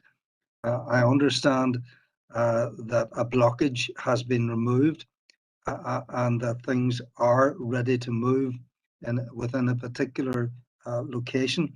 And I would hope that, given that we are looking there at a particular project which is part of the strategic responsibility and statutory responsibility of council with regard to refuse disposal, that is one that we can see moving along the timeline quickly, because it's been a bone of contention for some considerable years now, since the very start of COVID, and it needs to be addressed. So I trust that's the catalyst that's moving this particular issue forward. But welcome all of them on there, and as the Chief Executive has said, we're very ambitious, but we've got to start somewhere. So let's get started, but let's also see where all of those other projects are on the timeline. Thank you, Chair. Thanks for that, Derek. Next indicator speakers, Councillor McHugh. Rory. Well, good. Thank you, Chair, and also welcome the report and thank the officers for the report. Just picking up on Alderman Hussey's comments there, he didn't actually refer to the capital project, or he didn't name the capital project that I was speaking to there at the end, and I presume he's talking about Kiln Recycling Centre, and it's one that I in particular would like to welcome, because it has been going back and forth through Environment Committee for quite some time. So I'm hopeful that the problems that were identified with the site have been overcome, although that remains to be seen. Regarding the Levelling Up Fund, is there an officer online there that maybe could confirm? I mean, we have obviously the deadline for when the applications had to be made for it, and the deadline for spend for successful applications to it, but is there any indication yet of when we'll find out when those applications have been successful or not? And if they're turned down at this stage, am I right in thinking that there will be a second opportunity for those unsuccessful applications to be tweaked and then resubmitted? Thank you. Thanks for that, Rory. I'm sure we'll get an answer to that in due course. Two indicated speakers left, Alderman Morris Devaney and then Sean Mooney. Sorry, then also Alderman Hilary McClintock. Thank you, Chair, for allowing me in. And look, just want to join the rest of them in welcoming the report here.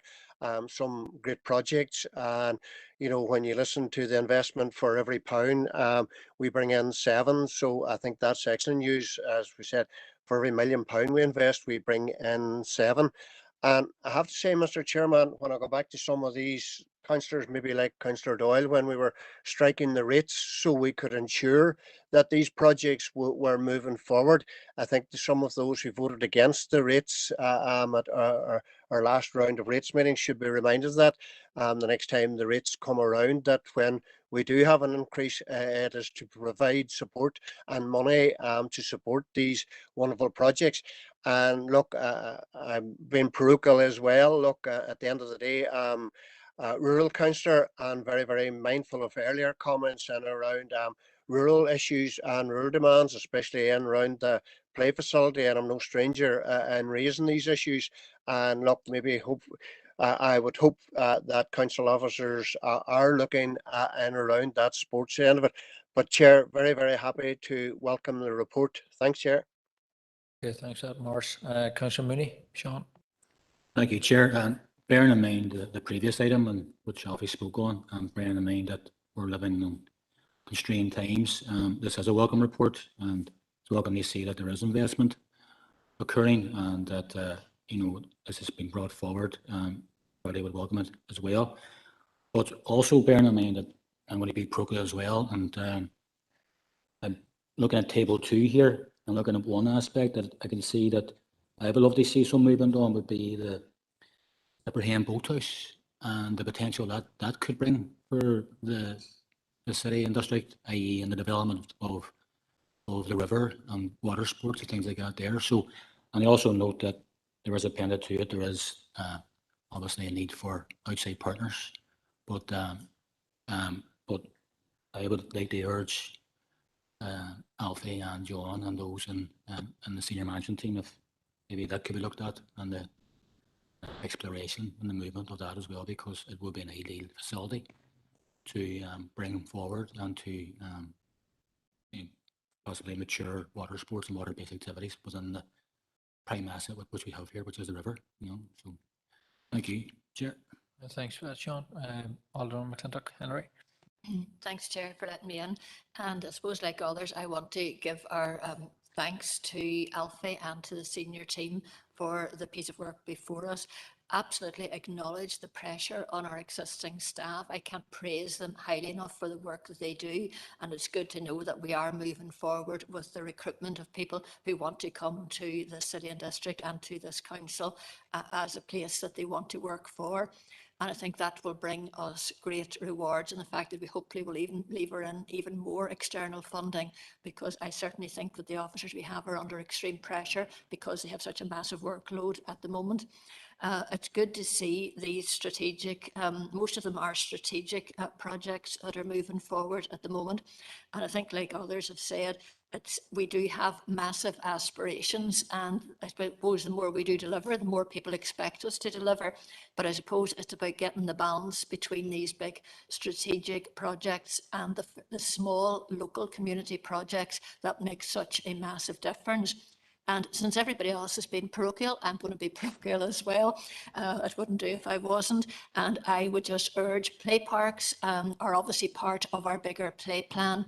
But I would just remind officers of the Ross Downey Park, which was removed, taken away, and the massive PR disaster that was for this council. So I want to keep plugging that as my parochial one. We need to do something to fix the problem that we had there. But again, thanks to the officers for their work, and I think this is a very welcome report. Thank you, Chair.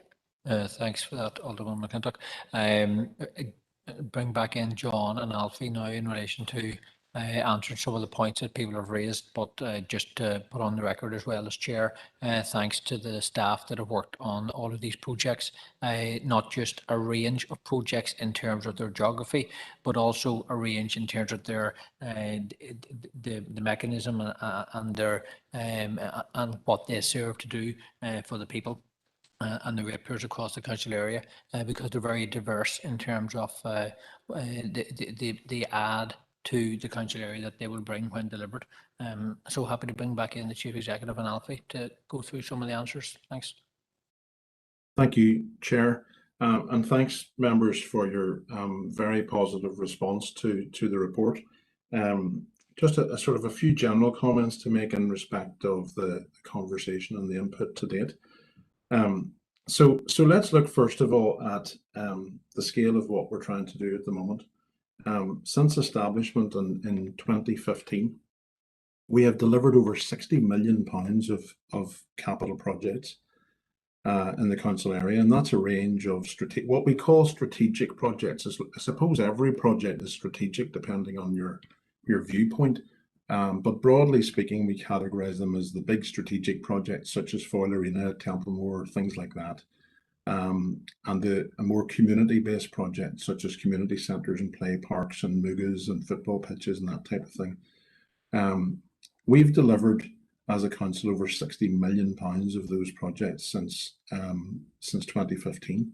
We have another 53 odd million currently fully funded and working their way through the various stages of the design or tender or construction process. Over almost £120 million of projects. So we do need to think about that for a moment. There is no other council, and I've said this a few times before, but we forget it. I forget it. There is no other council that is delivering that scale of projects across any of the councils in Northern Ireland at this moment in time. Now, on top of that, we have hundreds of millions of pounds of other projects that we aspire to deliver. That's the scale of the challenge that we face. We have the single biggest team of project managers, of engineers, of landscape architects, of regeneration officers outside of Belfast currently on the books. And this proposal today and the discussion I had with the two working groups in late July is an attempt to try to augment that team. That's going to be quite difficult. Obviously, we're going to try and attract as many staff as possible, but those types of staff at this minute in time are very, very hard to come by. There's a very buoyant market out there. There's a very great shortage of that type of skills, but we will do our best to recruit as many as possible. So the challenge that we face, and it's set out in the presentation, is firstly, the delivery of what we've already approved, and we are resourced adequately to deliver what we've already approved over the last few years. But it's how we now deliver all of these additional projects, and indeed how we prioritise them, because members, I totally understand how you have to mention so many projects in every committee meeting, but we literally now have hundreds of these projects, and simply by mentioning them doesn't accelerate them. We need to resource these projects. We need to get people in place to deliver them, and then we need to put capital budgets in place to take them forward. And that's what we have done over the last 5 years. We matched resources to a 5-year capital funding strategy. And the presentation today sets out to you the timetable that we should work to get the next 5-year programme in place. And that's between now and the rates estimates process. But it will require very, very, very considerable, significant decisions to be made by council. With regard to Templemore Sports Complex, for example, that of course is one of the most strategic projects, together with Strabane Leisure, two of the single biggest strategic projects that we aspire to deliver. The reality is that both of those projects together will cost somewhere between 70 and 80 million. We have a funding strategy developed, which we brought to council in a paper back in the spring of this year that set out how we might afford those projects through a range of efficiency savings, additional income, loan charges, refinancing old loans, and very importantly, government assistance with the airport. We're working to that strategy. That strategy now needs to be revised, which we're doing following the passing of this report today. But the key issue, members, is that we then need to agree which of these projects we will take forward over the next 5-year period. We can't continue to try to take forward hundreds and hundreds of projects that we simply can't afford or resource. We need to settle on those that we can take forward through the funding strategy and can take forward with the resource that we have in place. There's always going to be some flexibility around that as more funding sources open and projects might drop off the register or others come on. But very broadly speaking, we need to get to that place. We have taken Templemore Sports Complex and indeed Strabane Leisure project as far as we can at this stage. We have scoped the project. We have undertaken initial design.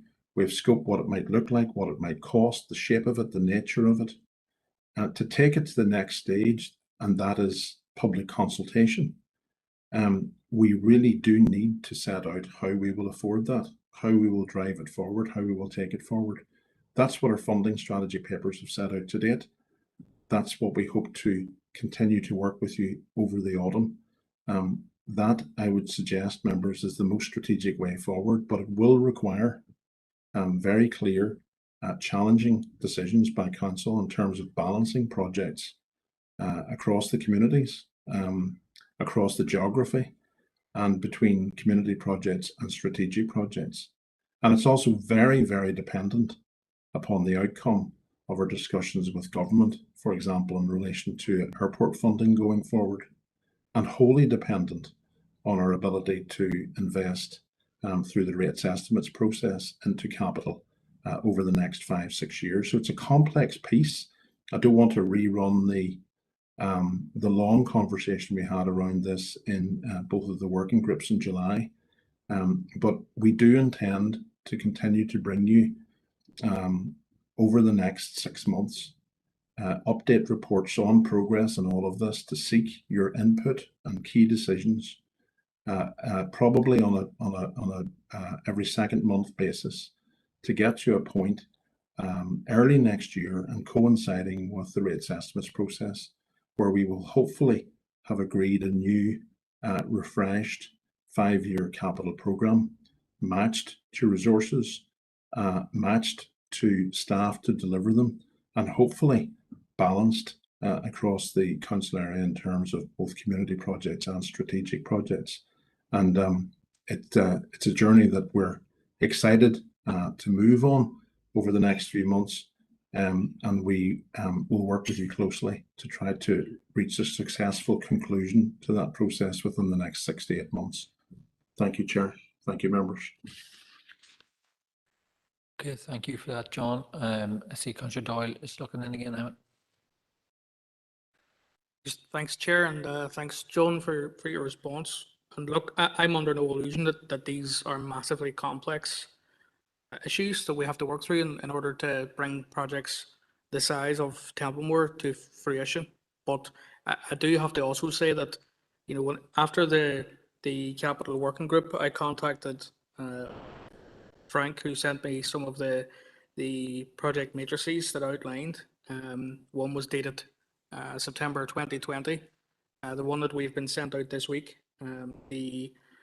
says July 2021 on it, and across, you know, when I look across at the update for Templemore, the text is exactly the same, and that leads me to, you know, and all I can do is determine from that in the last year, I know we've had difficulties, that there has been no progress on this, and that is something that is of great concern to me, that it's of great concern to the people who want to see this item delivered on. So you can imagine, you know, when I look at it and see that there's, you know, the only information that I can go on tells me that there hasn't been an update to this in a year. It's obvious that people are going to get frustrated. I did ask, I don't expect that people will have these figures to hand, but, you know, given that this has been something that has been on the books for a long time, I would like to see, you know, figures set aside. You know, do we have money set aside already to reach the significant amount that we're waiting on for Templemore? And I would, John, ask you to consider calling another meeting. It doesn't necessarily have to be of the working group, to brief members of about exactly, down to as much detail as you can give, what exactly is going on with the project. Thank you.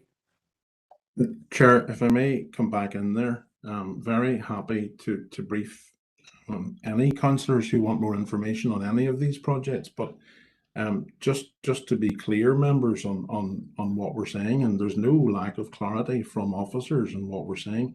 Templemore Sports Complex is on hold. We have taken Templemore Sports Complex, and members are clear in this. We've outlined a funding strategy to take forward the big strategic projects, which include Templemore Sports Complex. We have taken those projects as far as they can until we are clear on a funding strategy to take it further. That's why the project matrices show no update from 2020 to 2021. At this moment in time, we've set out that those strategic projects will require approximately £100 million of investment. We've set out a strategy to members in a paper back in the spring of this year as to how that might be met. We are advancing on the elements of that, but at this stage, members, as we've set out in this presentation to you today, until we work our way through the autumn, understand where we are with the rates estimates process, understand where we are with the proposal to government to fund the airport, understand where we are with the pressures on our services, then you will not be in a position to agree a new funding strategy. And it's at that point that projects such as Templemore or other strategic projects can then be released to the next stage to move forward. So I'm very happy, members, Councillor Doyle or any other member, if we wish to discuss any of that in any more detail offline. But it's certainly something we have updated this committee on over the last number of years. We've discussed in the capital and city deal working groups, and specifically in the capital and city deal working groups that met in July. The way forward is the proposal set out in the last 3 pages of the presentation that will take us through these next couple of months, trying to prioritize resources to projects. Of course, if members wish all resources to be prioritized against a certain number of projects, we will do that as officers. But there's always this balance between community projects and strategic projects, and that's what we're trying to highlight to you and try to find solutions to. But I'm very happy, just to repeat again, that to take any of these conversations and have them in further detail, as would Alfie. Indeed, if any members wish to contact us outside of this meeting to further discuss. Okay, thanks for that additional clarification, John. Members, the recommendations are there on page 150. As with the previous item, we don't need formal proposals, but our members content enough to move on to the next item of business, and to thank John and Alfie for talking us through item 9. Members, it's just coming up to 7, nearly 7:15 now. We've been here now since 4 o'clock, so I'm going to suggest that we take a 10-minute break to allow people to, especially those online, to switch off for some period, and then revert back to the meeting. So we'll pick up again at 7:20. Okay, thanks, members.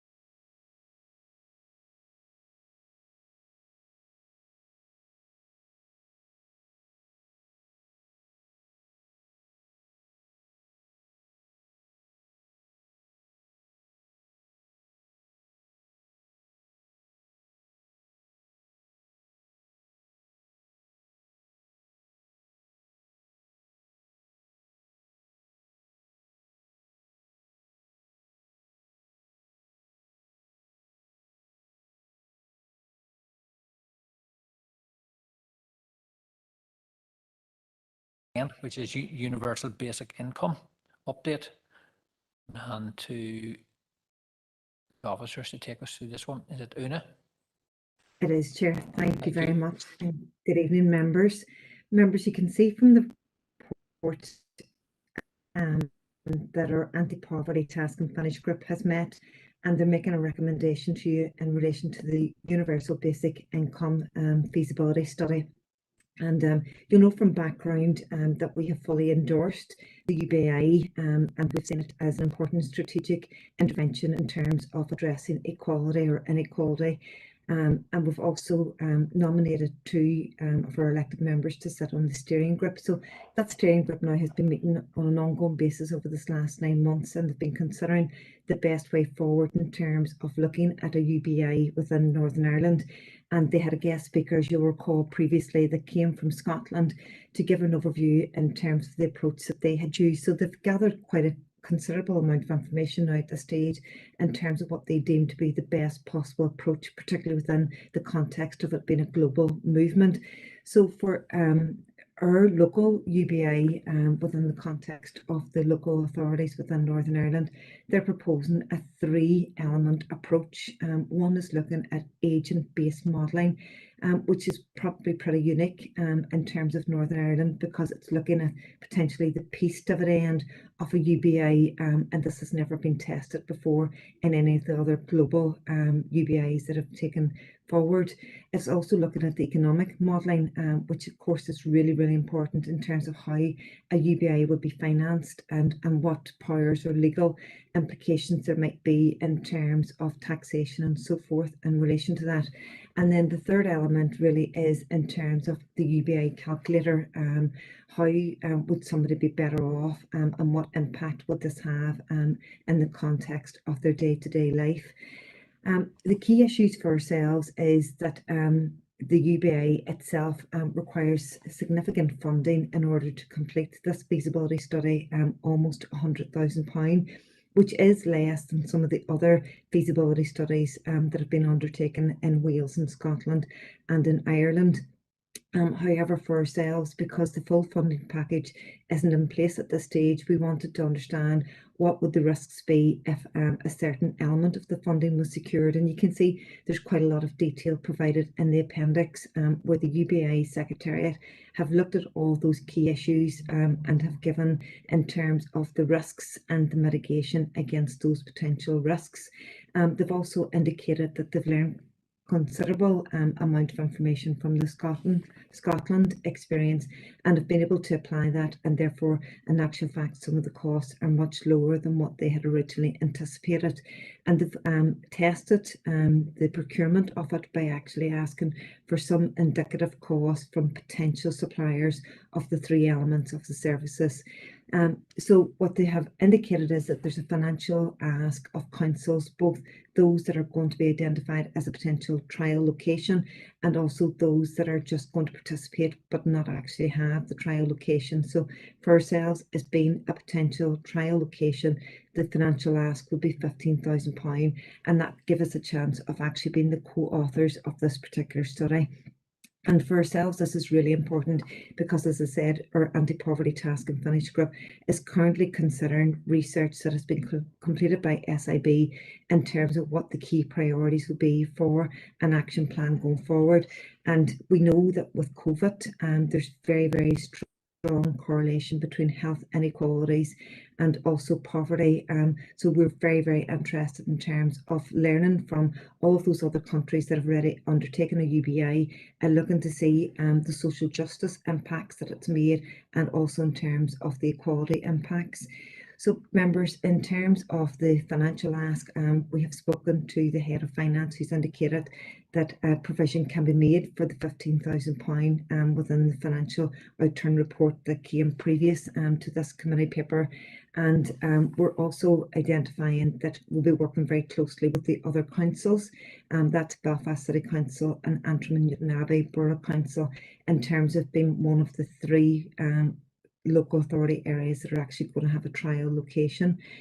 Members, our recommendation from the Anti-Poverty Task and Finish Group is that we should support this feasibility study, and that we should play an active role in terms of looking at the impacts, the potential impacts of this, and how it might relate towards addressing poverty within our own council area. So very happy now, Chair, to take any comments or questions in relation to the report. Thank you. Okay, thanks for that, Una. A couple of indicated speakers, Councillor Doyle and Councillor Farrell. Thank you, Chair. Thanks, Una, for the report. It was very interesting to have a conversation with Kieran and some of his colleagues around the ambitions they have for this report. I think that we are fast becoming really the leader of the pack when it comes to try and addressing poverty and coming up with solutions with partners that will help us not only demonstrate that we can think outside the box on behalf of our constituents, but also that we're willing to put our money where our mouth is. And just with that, I'm quite happy to propose the recommendations. Thank you. Thanks for that, Councillor Doyle. Councillor Farrell. Thanks, Chair, and thanks, Una, for the report. And I'm speaking here as a previous member of the UBI steering group and a current member of Council's Anti-Poverty Task and Finish Group. And like Councillor Doyle, I agree that we need to put our money where our mouth is. We've got the highest rates of unemployment in the north, highest rates of economic inactivity. We're a low-wage economy.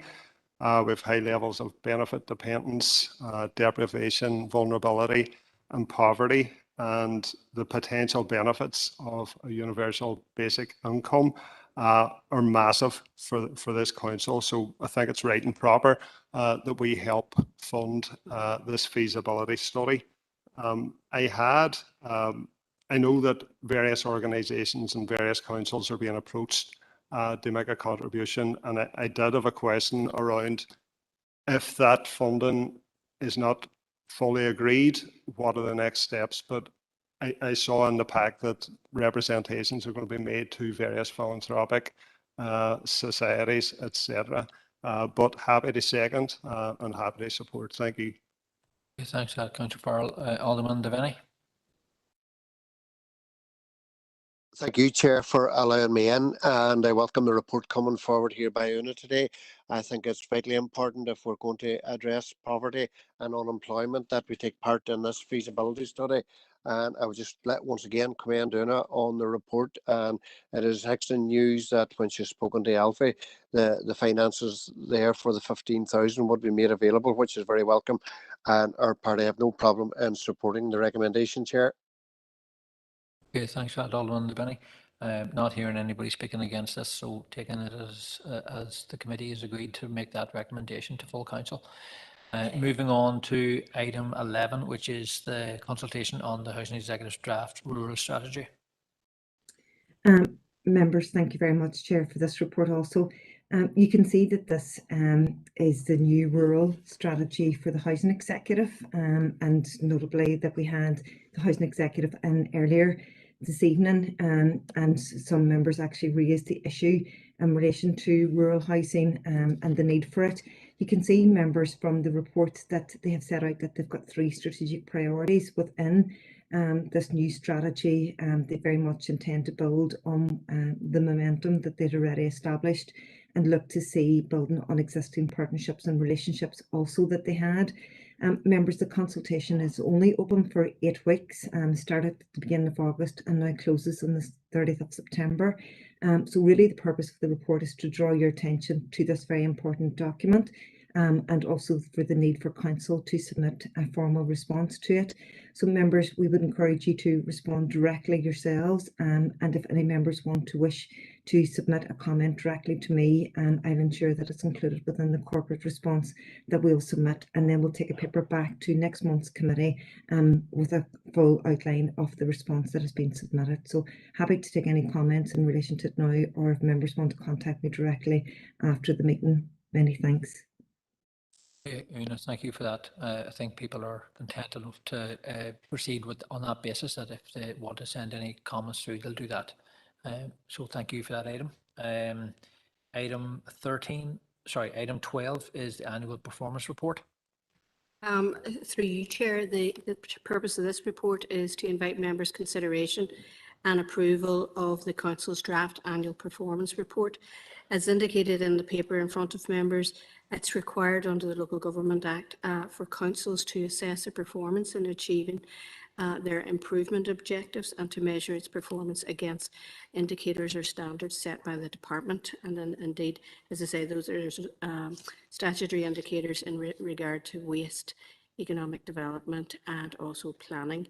The Act also requires under Section 91 that we make reference to your previous year's performance and, as far as practicable, the performance of other councils, and that it should be published by the 30th of September each year.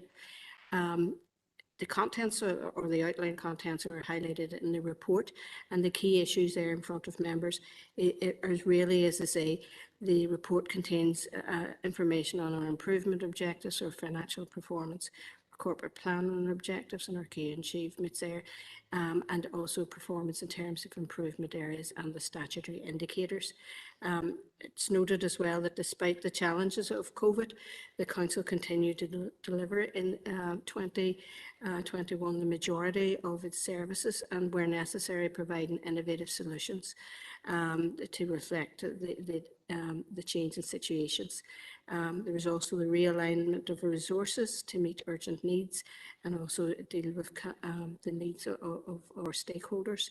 The report highlights that while service areas such as economic development and leisure were adversely affected by COVID, improvements were made in terms of the environment and improvement objective, and the Council adapted its processes, community channel and communication channels to ensure customer care, service delivery and business continuity. It also highlights the fact that the Council did take a leadership role in promoting the public health messaging and practices, as well as providing facilities and support to assist in bespoke areas of work such as vaccination and testing, and providing essential COVID support services to citizens and stakeholders. In terms of the overall pandemic as well, the previous year's service plans were developed with no foresight of the impending emergency, but I'm happy to report that approximately 75% of our planned programme of works were also completed. So, subject to members' comments this evening, I would recommend for approval the publication of the draft annual performance report at Appendix 1. Thank you, members. Thanks for that, Ellen. Again, open it up to the floor for comment if people wish to make any comments. Here, now's your opportunity. Councillor Doyle. Thanks, Chair. Thanks, Ellen. I think everything that's been achieved, we probably couldn't have dreamt that we would get so much done regardless of the pandemic. One of the things that did jump out to me though was the time that it takes to complete major processing for major planning applications. I think that's gone up. I think it's 65 weeks now. Our target is 30. I'm sure that there has been some impact due to the pandemic, but if possible, maybe at the next meeting we could get a wee bit more information just about that and maybe how we can support staff to try and reach that target. Thank you. Okay, thanks for that, Emmett. I think Ellen's happy to accept that. Again, I'm not hearing any members speaking against this, so happy to move on to the next item, which is item 13. Again, through you, Chair, the purpose of this report is to provide details of the feedback received as a result of the consultation process in terms of the improvement plan for 2021. Members may be aware of a previous report that came to this committee and advised that because of the issues of COVID, the statutory requirement to produce the plan by the 30th of June was actually removed and changed to the 30th of September. As I say, the report provides details of the various sections in which information is set out, and fundamentally in terms of the plan for 21-22. The existing improvement objectives have been reviewed in the light of COVID and our consultation results, etc. And one of the existing objectives remains unchanged. 3 objectives have been updated and a new dedicated COVID recovery improvement objective has been introduced.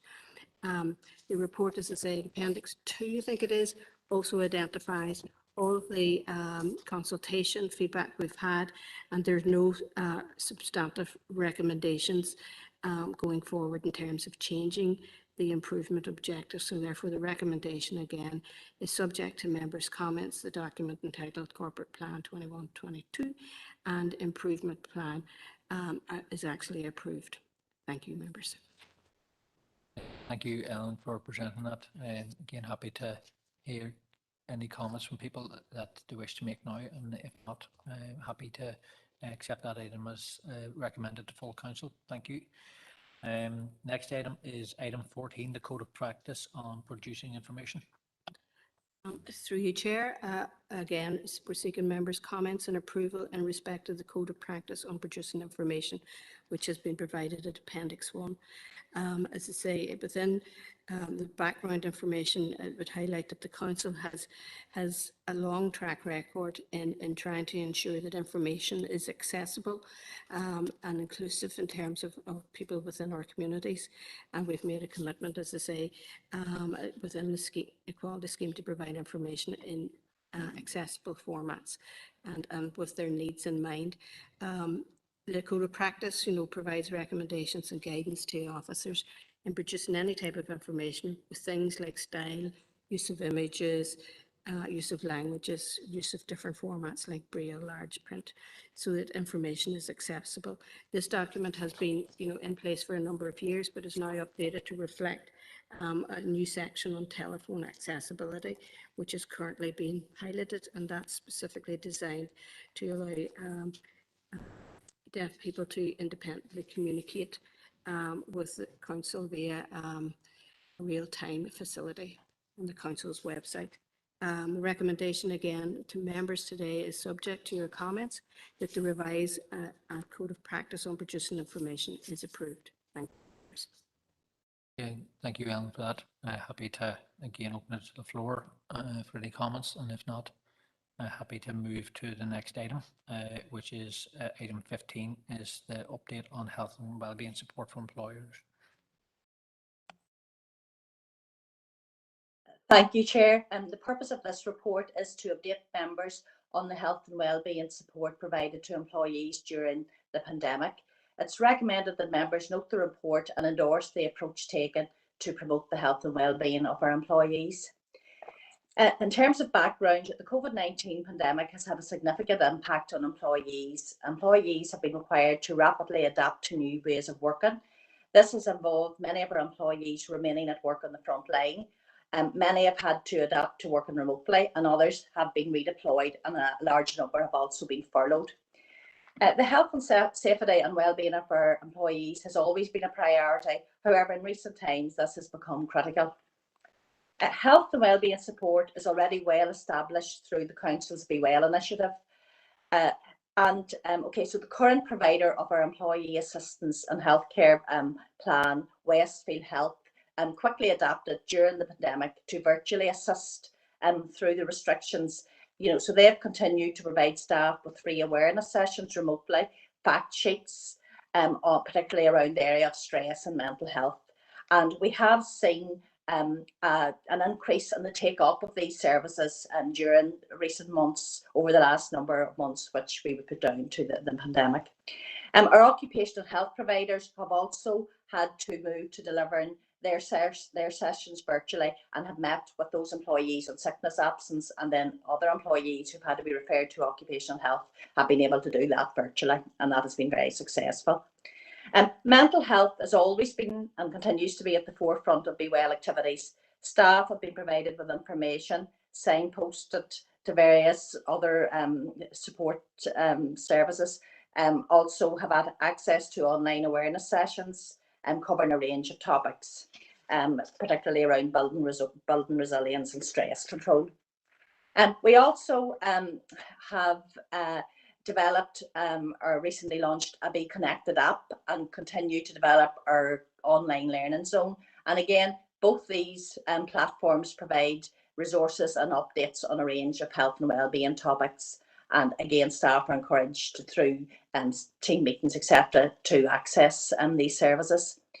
That last year, for the first time, we offered the flu vaccine, and over 100 employees availed of that opportunity, and we put arrangements in place for this year again.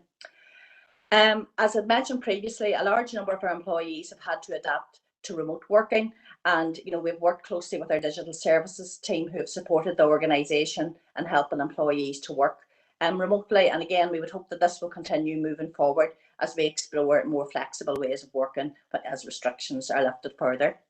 At the beginning of the summer, we started research with the workforce to understand how our working habits have changed, and just views, and try to get some ideas and support that employees feel they need moving forward. So we had a great response from that, and we hope that the results of that will then feed in to as we continue to develop our flexible working arrangements and develop a remote working policy. And those staff who were furloughed and came back to work following furlough, while they were off, they received regular communication and were signposted again to all the various Be Well programmes. And then when they returned to work, we did a questionnaire with those staff, with their manager and with HR support. Again, asking their feelings about being furloughed, and again, just identifying and providing the support that they felt they needed coming back to work. Again, alongside the rollout of the vaccine, we all know that regular testing is an essential part of the easing of the restrictions. So again, through the Northern Ireland Asymptomatic Testing Programme, council employees can now access the free rapid lateral flow tests through the workplace. And again, we're steadily seeing an increase in the demand for those.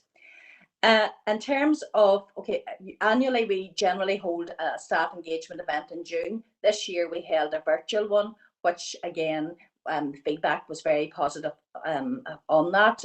And we covered a range of health and wellbeing topics, including resilience, relaxation. We even had some comedy, and had brought in speakers from a number of outside organisations. And we also then had the council choir who performed and had recorded a virtual session. So, and we did that as well as we had the video that was made from our frontline workers and environment.